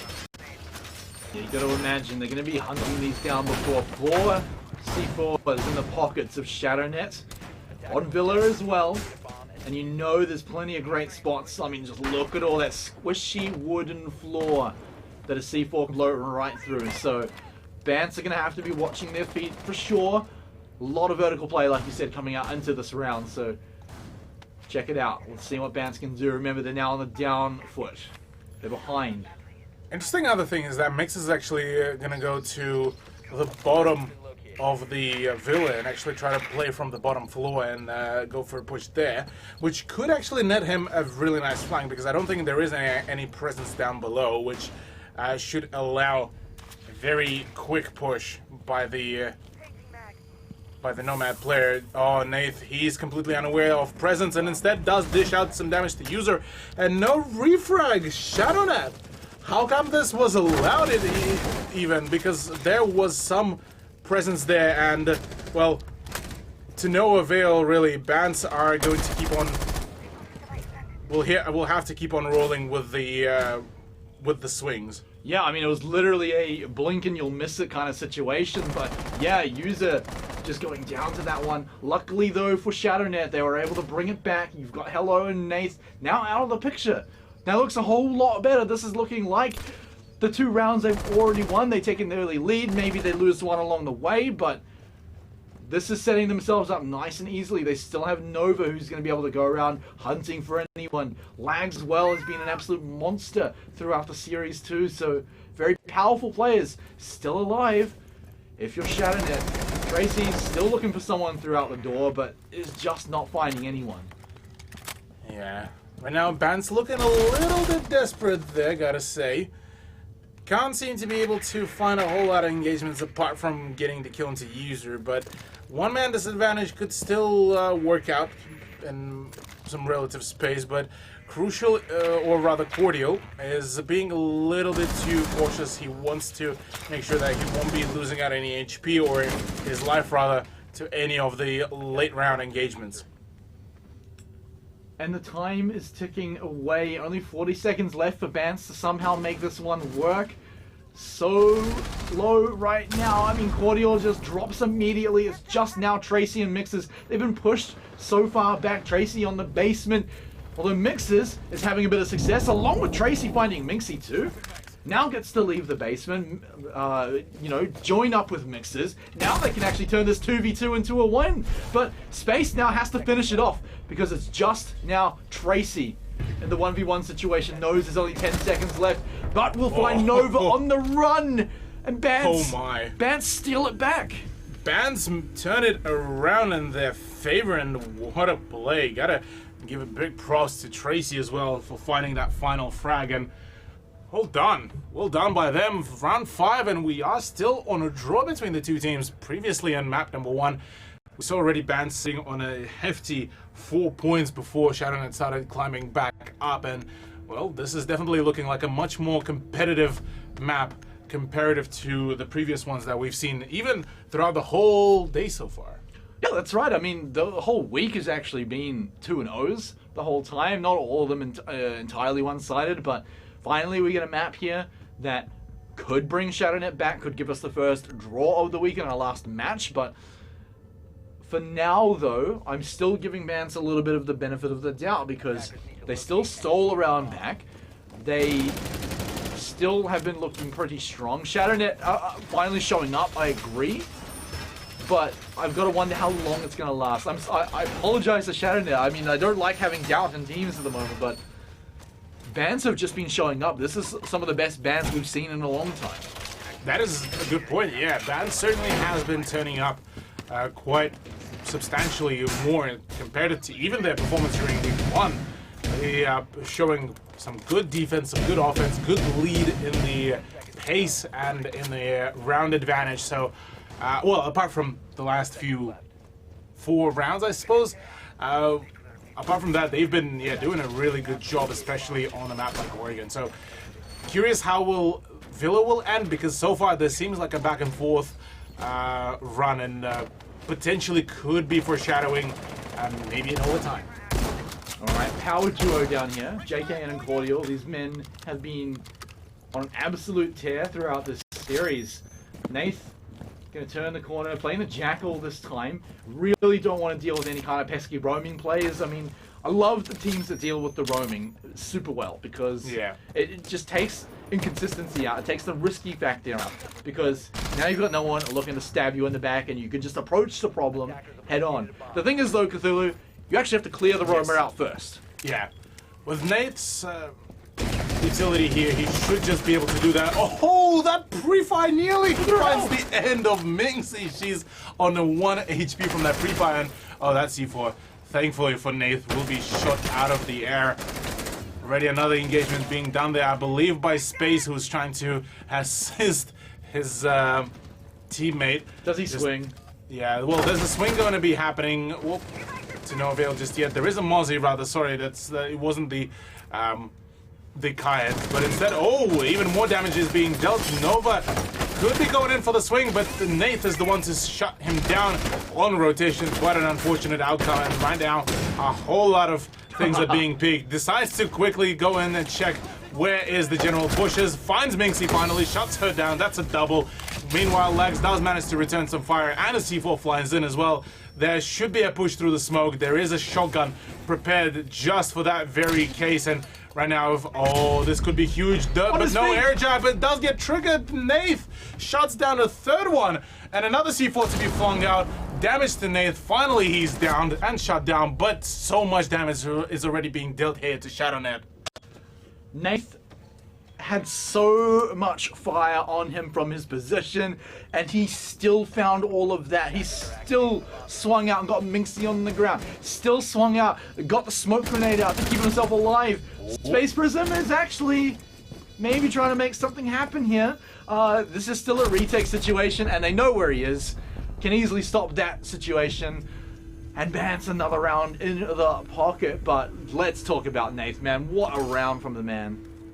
Yeah, he was able to just completely shut down all the positions, but look, he played his cards right. He didn't rush.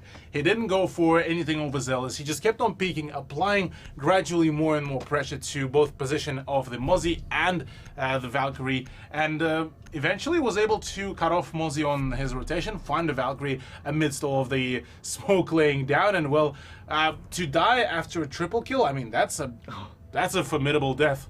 Yeah, you'll take that any day of the week. And let's not forget as well, like, he could have just taken Minxie out from the start of that with just a little bit more damage. Yeah, that's pretty right? loud. And so that's a difference that could have been a completely different game there, right? Where he, but even more so in Bance's favor, right? I mean, I don't want to say they played it from a disadvantage, because they still got Minxie low, but it's still a positional disadvantage. Yeah, exactly, right? Like, because he had to sit there for so long, couldn't finish the job, and was pinned down forever, and still survived with the triple kill. I'm going to stop talking about it, because I could talk about that play for days. I'm just going to wrap it up with Nath. What a god. What a god. What a gamer. I'm talking about gaming right now. This is the final round of the first half, for the final map as well for tonight. ShadowNet have the final chance to even out the scoreline. Last time they've defended AVG was a successful one for them. They were able to make it a flawless as well. So they're looking at repeating the same success, with Nova kicking things off onto Cordial, the top fragger previously of Bance, will be shut down quite firmly in his tracks. And well, right now it's Nath who's now up next for the challenge. Yeah, trying to get some revenge, but by now ShadowNet are long gone from that position. Actually, User has rotated back in, so he's going to be sitting down, holding down that line. But very defensively. Like, he is very far back. Oh, what a spot here. The pings for Nath, but isn't rewarded entirely for them just yet. Nova, they've noticed that he's here. His ADS are only going to last so long. It looks like actually the magnets are out. Something's out. And he will very likely be forced away from that position. But we're still sitting outside for Bance. They really want to get one foot in the door here. That one that we've got, Hello, that was just staring at, that one position is exactly where they want to find. Bance right now looking like they might try to swing here. They need all their might and power right now because with Tracy down and one tapped by Minxie with a dig. Oh, surely he sees Nath. No, Nath. He missed completely. Use his position. He does not see him. Nath, what are you doing? There's a shotgun there as well. Nath misses it out completely and gets completely punished for that. But oh my god, how was that even done? I am shook here. Mixes though does respond with a nice double for himself, but Stealth level 100. stealth level 100 indeed. User played just too much of Metal Gear Solid just to blend it in so well. Hang on, I want to laugh about it in a moment because this round is actually not sold for either team just yet. We've had it brought back. I mean, even after all the shenanigans, Bance might still manage to swing this one back in their favor. It's still 1v2. Shadownet hold all the advantages. They've even still got the mute up. Depending on how many jammers he's still got sitting around, it might even be impossible for any intel. There's still one drone available for Mixes if he can find a way to sneak it in, but he's used up the time to get the position, but all of that noise is going to give him some tips, but he's now made it onto the side, sees the shots, but they see him first, and ShadowNet shot any chance of a comeback down, tying up to half two. I still can't believe he didn't see him though. I'm shocked. I'm just. Nathan, if you've got your own point of view, please show us that in a highlight. We didn't see it exactly, but oh man. Yeah, I want to see that clip because surely it wasn't just the fact that maybe it's just the color palette. Maybe it's just the tunnel vision that just completely was gone, that completely out of the possibility of the fact that there could be a mute laying right in front of him. Because if he would have killed that mute, that would have been a completely different round, different outcome. Yeah, it would have been a 1v1 at the end.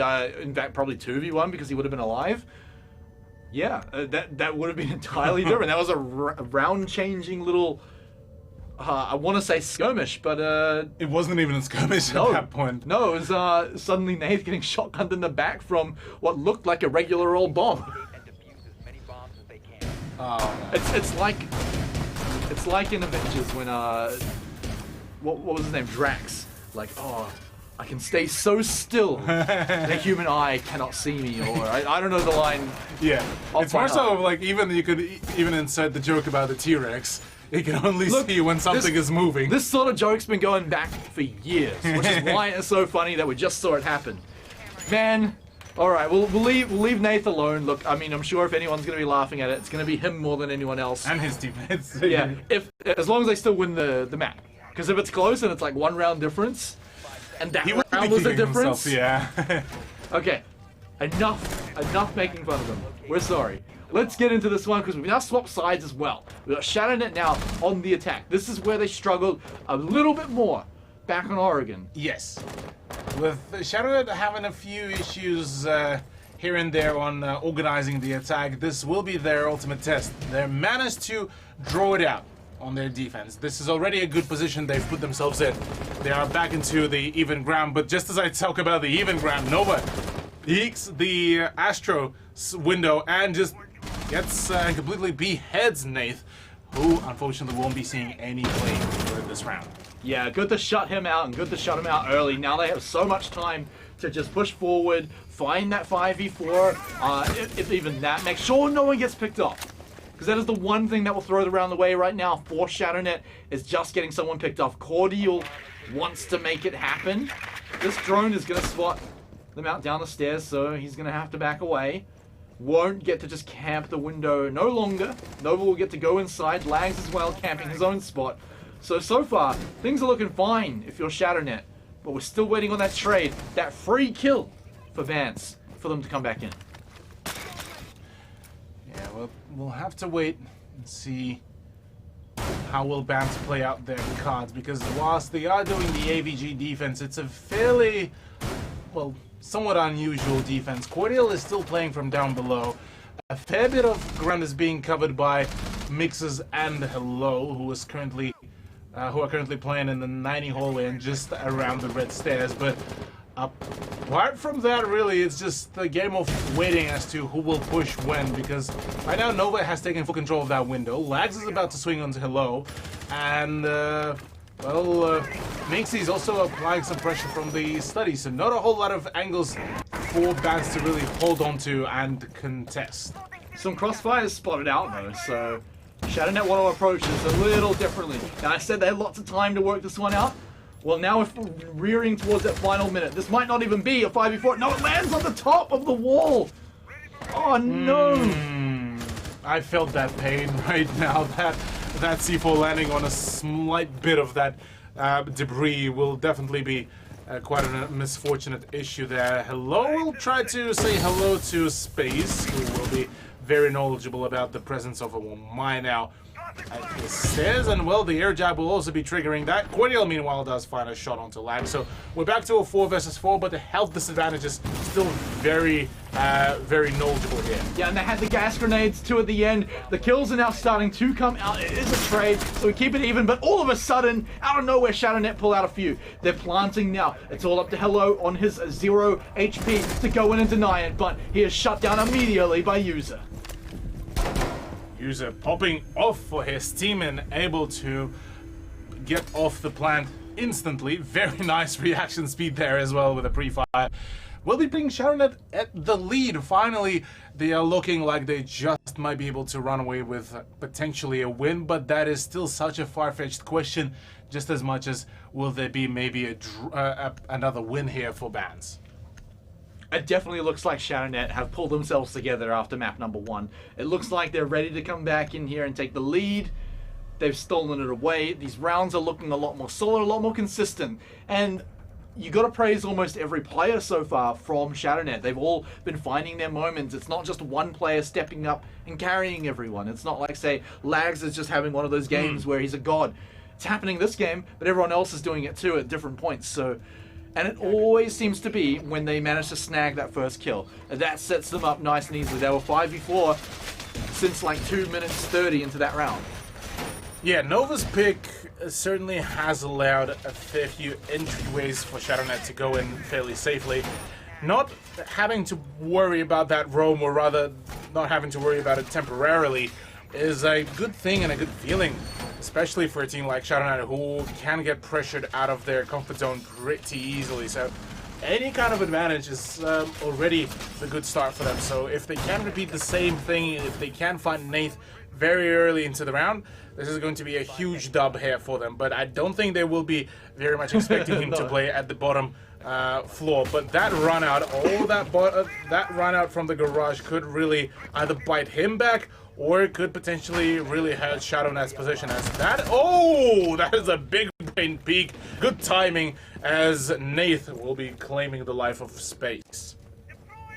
Just flipping it around. What happened last round? It's going to be Nath to get the kill right at the beginning of the round. Now they get the 5v4, but it's all on ShadowNet to make it work, right? They're the attacking team. They're the ones that have to deal with the situation now and find a way in. They got to do it without Space. Remember, those air jabs last game did actually matter. Last round, they did actually matter. They caught someone out and also helped them win the round. So no Nomad for Space. A little bit annoying. Kind of unlocks Nath to a little bit, doesn't it? So he's going to be roaming around and being a problem. Yeah, now Lags need to start getting some shots in, but Nath, completely unrelenting, does not forgive how dirty he was done previously, and now, will be claiming that triple kill for himself, completely offing any chances of survival for ShadowNet. And right now, a one-man army completely demolishing ShadowNet Cordial joins in the party, gets rid of Minxie, and now it's all down to Nova. The person who was able to begin the previous round will be the last man standing for the next one. This is why it was so big that Nova got Nath at the start of last round. That's why it mattered so much, and we were so excited. He does it again, but now he has 4 people to get rid of with no teammates. So this one has already basically been won by Nath. We'll watch Nova to see what he can pull out. Maybe it's some kind of magic, but this is likely going to be just the draw out by Bance. And it just shows, I'm talking about ShadowNet and most of their team showing up. Bance has a lot of people showing up too, but Nath has just switched something on in the last, 7 rounds. Yeah, Nath's been extremely powerful, as I've recently been able to dedicate quite a fair few frags to the success of his team. And right now, well, Nova is looking a little bit lost there. With 3 rounds in the magazine, maybe not the best choice to try to take some of those gunfights. But now that he's refreshed the ammo count, could be trying to take that gunfight, but Hello's Org is just a little bit too powerful. Gets that frag, and Bance, once again, equal up the round count. But a big example, I mean, I said it in the round, but why Nath needs to be eliminated very early on. He's such a problem, even when they knew exactly where he was, even though they tried to get the jump on him. No one can get the jump on this man, it seems, at least in that round. And so with that, I mean, you can't rely on just getting the pick onto Nath. I'm not asking that, but ShadowNet need a way to deal with him. I think it's more so just the fact that it's more so of a question of who can get the early peaks in the beginning of the round. Whoever gets the first blood seems to be setting themselves up for success by the end of the round. So if ShadowNet can once again find themselves that frag to begin with, we might just be able to see them come out victorious in a round once again. But right now, it's certainly not feeling. They're not feeling too stable right now for themselves as they keep on drawing it out time and time again. Let's not forget, though, that they did have to do that round with only 4 people at the start. Because JKN ran out, got the kill, the very early kill in the space prison, that slowed things down. Basically put Bance in, ShadowNet in Bance's position from the previous round. So we basically just had a repeat of the last 2 rounds, except putting the other team on the other shoe. And so now, I wonder if ShadowNet can get the start off with 5 people, keep Space Prism into it, maybe this time Nath won't be such a problem here. He's still sitting right by the doorway. He's got the Valk cam set up. He knows he can spot anyone out and go for a run out if anyone decides to spawn around here. But he's in trouble. They've sniffed him out. They know that he's going to be doing something like this again. He shoots back, but will be able to get out of here without a problem.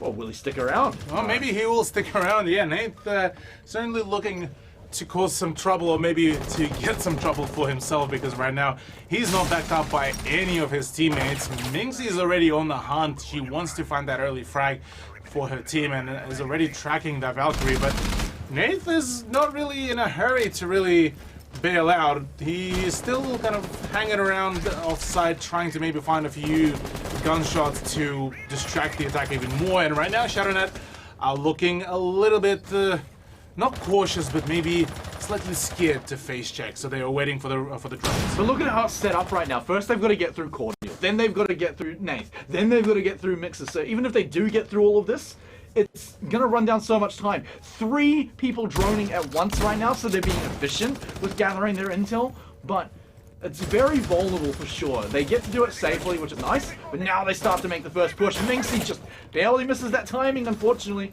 Will stay alive for sure, but now has to rush to the corridor. Rush to the corridor, indeed. Minxie does find that Valkyrie camera, so no more information to be gathered by Bance.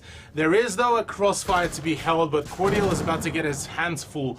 Minxie is still sitting very pretty, but oh, that C4 from Nath. He wants to throw it, but he doesn't know. He doesn't have the confirmation. There's the C4. C4 nearly gets blown out, but no. misses the opportunity, and very mistimed T4 will be leaving Minxie with full HP. Tracy, though, pays with his life, nobody to take him out, and right now, this is looking a little bit grim here for Bance. First blood to be drawn in favor of ShadowNet. First blood onto the smoke too, so they don't have to worry so much. If smoke was still alive at this point, that's annoying. You've got 50 seconds and half of that's taken up by the gas grenades, but this time, they don't have that barrier. They do have some very frustrating players to get through, though. Minxie a little bit on her own. Throws the drone out for the bait, but can't get the swing. Has lags to back them up as well, but where is it happening? They're not finding the frags just yet. They need to go in. Yeah, bait attempt was done there, but Lags just didn't get the timing right. Space Prism, though, instead does get the better of Nate. There is a swing by the Maestro as well, who needs to stay alive there for the team, but so much damage by the impact done. Minxie is already dishing out some damage as well, back and forth. It's the last man standing for Bance, but ShadowNet, flexing the flawless round, are able to get themselves that dub, and my lord, they are not planning to back out anytime soon, as right now they are only one round away from match point. For a flawless round, that looked a whole lot like ShadowNet, dancing with death throughout that. Minxie inches away from a C4, seconds away from a C4 death. Then you've got at the end, I think it was Lags, literally an impact at his feet, and he still lives, and the man gets through it, along with the rest of his team, and ShadowNet take the lead again. Yeah, right now, ShadowNet just need to make sure that they win this round consecutively so that they put themselves ahead 2 more rounds. They need to ensure that they keep up that stability, because out of all the rounds, this is where it's going to matter the most. Either they will be drawn out again, or they will be able to claim themselves that match point, which should ensure them some more possibilities for taking some of the rather riskier approaches to the games.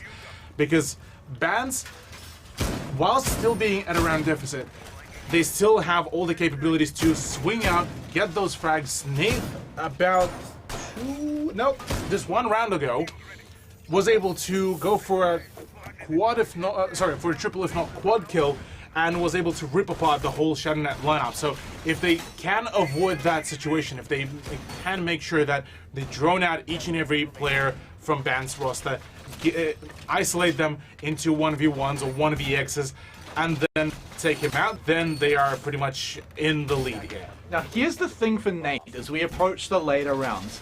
If ShadowNet win 1 more, they guarantee overtime. That's a bit annoying. The thing is, Nate is a very go hard or go home player. Luckily for him, it's go hard most of the time and he gets big results.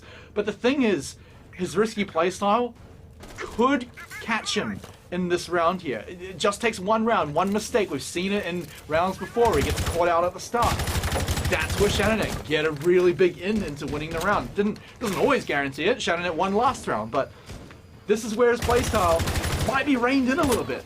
And if it's reined in, is he still good enough to bring Bance to victory? Well, we'll have that answer in just a short few moments, it seems, as Minx actually just swings in, gets the already a pretty good foothold right at the main stairs, and gets already a scan on one of the roamers. So this is looking pretty sweet. And that said, Cordial is still sitting around the aviator room, but his position is about to get pressured so quickly and so aggressively that he will be praying to have enough ammo for all of the gunfights. Yeah, you do not want to be caught reloading at all, but they have been moving a little bit away. He's still holding down the door. The drones are starting to come out, but should think he got droned out. Yeah, he got droned out. Minxie now with explosions around is still catching the feetsies and looking for more roamers. Has not found or locked him down. Ooh. I say that, but Cordial goes for the beak at the wrong time. Minxie will swipe him right up. With that though, in the background, Nate found his own trade. Nate found Lags. Yeah, Lags to be gone. He's not the best case scenario, but at the very least, that's the roamer off the board. Now, next up is going to be Mixes. Mixes' position now could be flushed out with either the flashbangs plus the air jab, or that's about it, really. The only person who would have been able to dispatch of that ballistic shield is now gone. That is Lags. So now it's just a game of swings and who can outgun each one another, as Nath is actually going in for an even more so an aggressive peek and will be rewarded with a double kill actually, but it will be traded out pretty swiftly. Space doing some God's work there for his team, and right now in a 3v3 situation, the health disadvantage is still there for ShadowNet. Look at the man, even when we're looking from Hello's point of view, he's still rushing in Nath, but there it is, he's traded back. So we are in that 3v3. The gas grenade's coming out. Oh, Hello walks right into that line of sight right there. We get taken out, now it's just User who does the same thing. Hello waiting for him as well. Bants have evened it up to 5. All Cthulhu, they've evened it up. Someone's got to start taking match point next round. Yeah, if not for the previous round, this round will be the big decider as to who will be in the lead, who will be guaranteeing themselves at the very least an overtime. Because right now this has been as back and forth as it can get. ShadowNet were able to get themselves 2 rounds in a row whilst they were switching from round 6 to 7 and switching the sides. But apart from that, it's been as back and forth as it can get. Well, Flash was hovered last time, but it didn't get locked in, so I feel like we're looking at the similar story here, but maybe just toying with ShadowNet. But yeah, the mute seems like it's way more of what Bans is going for here. The clash kind of clashes with their what they've been doing so far. Funny meme. It was hilarious. Thank you for laughing. But yeah, in all seriousness, Mute is probably going to be a bit more of a viable pick here for the way how Bans were playing, especially with the fact that they were taking some of those gunfights in a much more aggressive manner for the to afford rather the clash pick here. And it's more so, I would feel, ShadowNet's pick, where they play somewhat reserved gameplay and trying to more so bait in the aggressors into their trap. So yeah, a Mute pick is much more reasonable for themselves, and we'll have to see whether maybe Bans would be able to keep up the streak, and well, or rather ramp up a streak for themselves, or whether ShadowNet will continue the trades, because right now Nath is very much looking for a spawn peak from a completely different angle, by the way. The man keeps on switching up, it's never the same spawn peak, I gotta add. Very creative. Yes. Whether it pays off though, that's a whole different question. exactly. But luckily for him, it's not the you either get the payoff or you go completely broke. It's no one dies. So at least it gets to be the 5v5 situation. For now, he's still going to be very likely quite undetected. Remember that ShadowNet have a ton of intel denial. The Mute Mozzie combo means droning is going to be very hard. Sorry, it's banned with that combo. So ShadowNet, Borderline impossible for ShadowNet, actually. yeah, I mean ShadowNet are going to be fumbling around in the dark. They've got this. They've got Minxie on Jackal. Or do they? Do they? She falls down. That was their best form of info. And Lags will also be the next one to fall too. So now we're looking at Bans 2-man up. Yeah, with Minxie finished off now, things are certainly not looking too particularly good. Bans, yeah, definitely will be potentially aiming for grabbing that match point now, and certainly, all things considered, it's definitely something that they could really gain up for themselves. With Nova now tagged up even more through that drone hole onto his toes, he will not be feeling too well. A C4 will be coming out, but won't be tagging the Blackbeard at all. But Tracy still wants to get that frag and get that gunfight going, because that SMG-11 should be able to down him. But no, instead it's the 416 carbine, and we'll be getting it. And in a 5v2, oh man. Too many angles, too many possibilities, but oh, at the very least there's a headshot. Nice melon to be popped by Space, and well, maybe a little bit of a point farm to be done here. Yeah, Hello kind of left his head in the wrong spot, but User here as well, pinned outside. Like we said, it's likely just going to be some point farming, but you never know. And if this is the round that ShadowNet do bring it back, that would be pretty sick. But you can hear the gas grenades coming out. I wonder if actually. Is that even just a smoke grenade? But for now, they're just going to have to get the jump on them. There's no way you win a 2v4. Crucial on barely any health. User finds the only way to get a kill in this situation and takes out his teammate. Vance, that's match point. A match point for them, on only one round away from greatness. Although I don't think we will be seeing that great happened with the overtime. ShadowNet, they're way too close to let this slip away that easily. They're for so Bans. close. They're so close. Bans themselves, though, are so close to that 2-0. This is exactly what they need. It's going to separate them from ShadowNet and move them up a bit closer to contesting that top 4. They are oh so close to that. They do not want to drop this. ShadowNet, however, it's just as crucial. It's just as crucial. They bring, first up, bring Bans down to their level by drawing with them, but also for themselves to have a way to come back in. Because 2 weeks in a row, 0 points, that's rough. So what could be the last round, or do ShadowNet bring it back? That's a very good question here, Smite. Interestingly enough, a little bit of a bait from ShadowNet actually could have worked a little bit more so in favor for Bans, as they did switch around to a Pulse, whilst the Finger Pick was toyed around with by Nova, but instead it's an Ashe. So no more of a Blackbeard. The King has fallen, long live the King. And instead, it's Shannon opting for a bit more of an aggressive attempt. Funnily enough, still not a single, well, actually, just as I said, I should bite my tongue. 2 players sitting on a positive KD, make it 3, as I actually go for the whole of leaderboard. Whereas for Bans, they're looking a little bit shaky. They still also have 3 players on the positive KD. Actually, no. I can't do quick maths anymore, it seems. Smite. What do you 2 mean players. quick math? It's one number has to be bigger than the other. Yeah, look, That's like the quickest math possible. just cast the things. It's all right, I should have I know. learned from Oceanic Nationals, and I should have learned from Gaz's mistakes. We shouldn't do maths. You try doing League of Legends where you've got to like calculate the goal difference and do tens of thousands of Like, this is why I additions don't cast League of Legends. Exactly. But hey, here we are in Rainbow Six. The numbers, at least, unless we go to overtime, are only going to go up to 12 rounds. And Bance, very close to securing that 7th. All they got to do is get a good opening here. ShadowNet, if they can find Nate, if they can find JK, and on that, Mozzie, where is he hanging out? Looks like A bomb has been located. he's not anywhere Mozzie around is, there. Must be bottom right. Playing just about offside, really.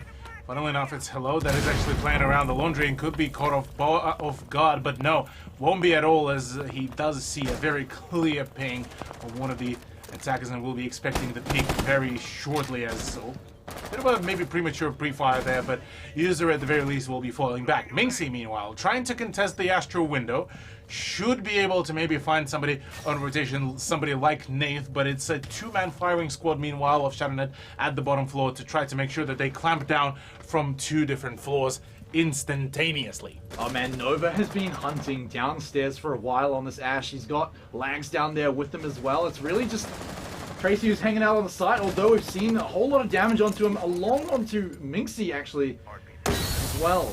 So not completely for free. Minxie playing with death right now. Bullets whipping by her head, but it's gonna be Nate to draw that first blood on Nova and through the smoke. With his eyes closed, Cordial will find that kill onto Minxie. This one looks like it's securing it as User falls as well. Bants are getting ready for that 2-0. They can smell it. They can taste it.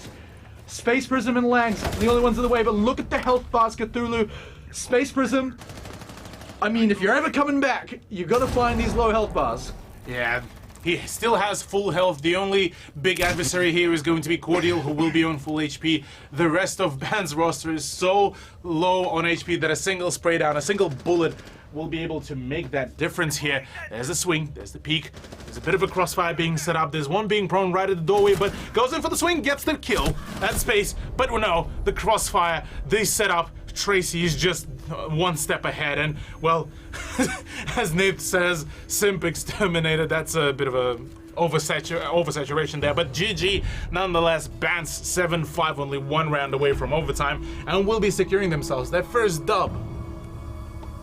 Gotta feel great for Bants. 2-0, and after that first map, you're thinking it's gonna be easy. You're thinking, all right, boys, what are we ordering on Uber Eats? What's up next? But map number 2 takes a little bit more work, because ShadowNet certainly came back into that one, so you have to give a little bit of respect to ShadowNet for that one. They may go down 0-2, but it's very hard to find your footing after a map like that Oregon. But hey, look, on Villa, they made it incredibly competitive. Oh yes. that could have easily gone to overtime. That could have easily gone to ShadowNet.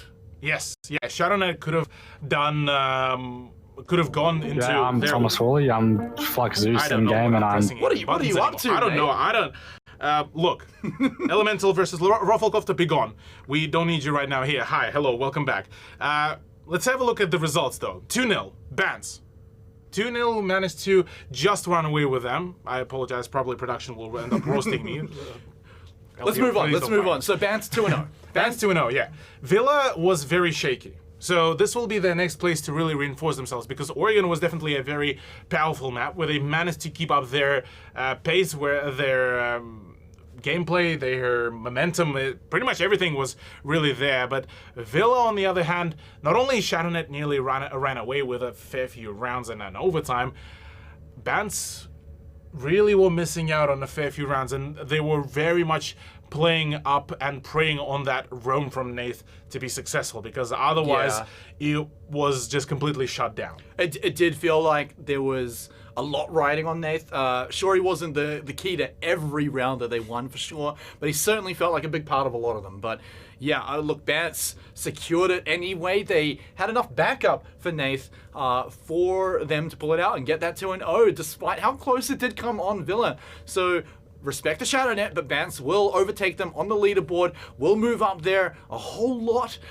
It's going to be interesting to see what it does look like now that we've got 2 rounds of the round robin now all done and dusted. But look, I mean, you've got now Bants.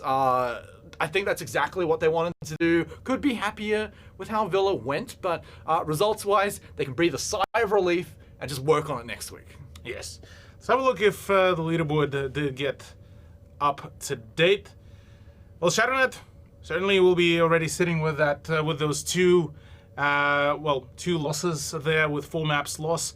Bans though, now sitting on the 6th position already, feeling quite nice, feeling right above the relegation position once again. And look, so far everything else looking about like it's forming up a really interesting set of storylines. Look at this. Actually, Exto.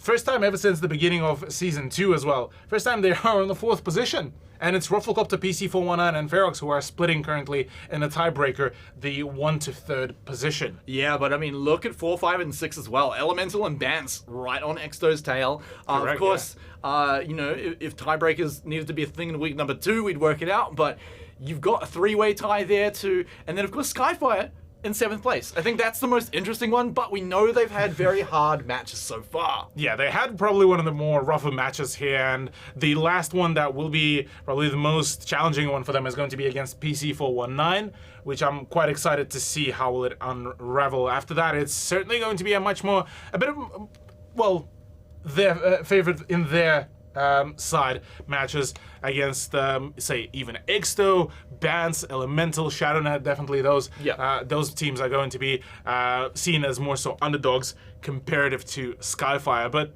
look, I mean, the further the season progresses, the more storylines are being built up upon, more revenge stories to come around as well, given that Skyfire now, whilst being at the 2nd to the last place on the leaderboard, they're looking to make a comeback and return to the top set of teams. Rufflecopter making another statement and looking to claim their spot under the sun as well. And maybe Ferox and PC419 are going to be the next 2 grand finalists, and potentially one of them to be crowned as the next king. I mean, look, that's all very correct, Cthulhu, but 2 weeks is simply not enough time to get the best idea of what's going to be going on. So to find out exactly how things are going to be going on, you'll have to tune in next week. But before we go, everyone, we do have to give a big shout out to our sponsors, WD Black, Vodafone, Sky City, Conquer, and of course Extrafy, who've got some sweet gaming keyboards and all that good stuff out at the best gaming stores around town. So make sure you check them out. But thanks to them, now we can sign off, Cthulhu. We can go to bed, and we'll see all of you lovely viewers next week for more Rainbow Six Siege.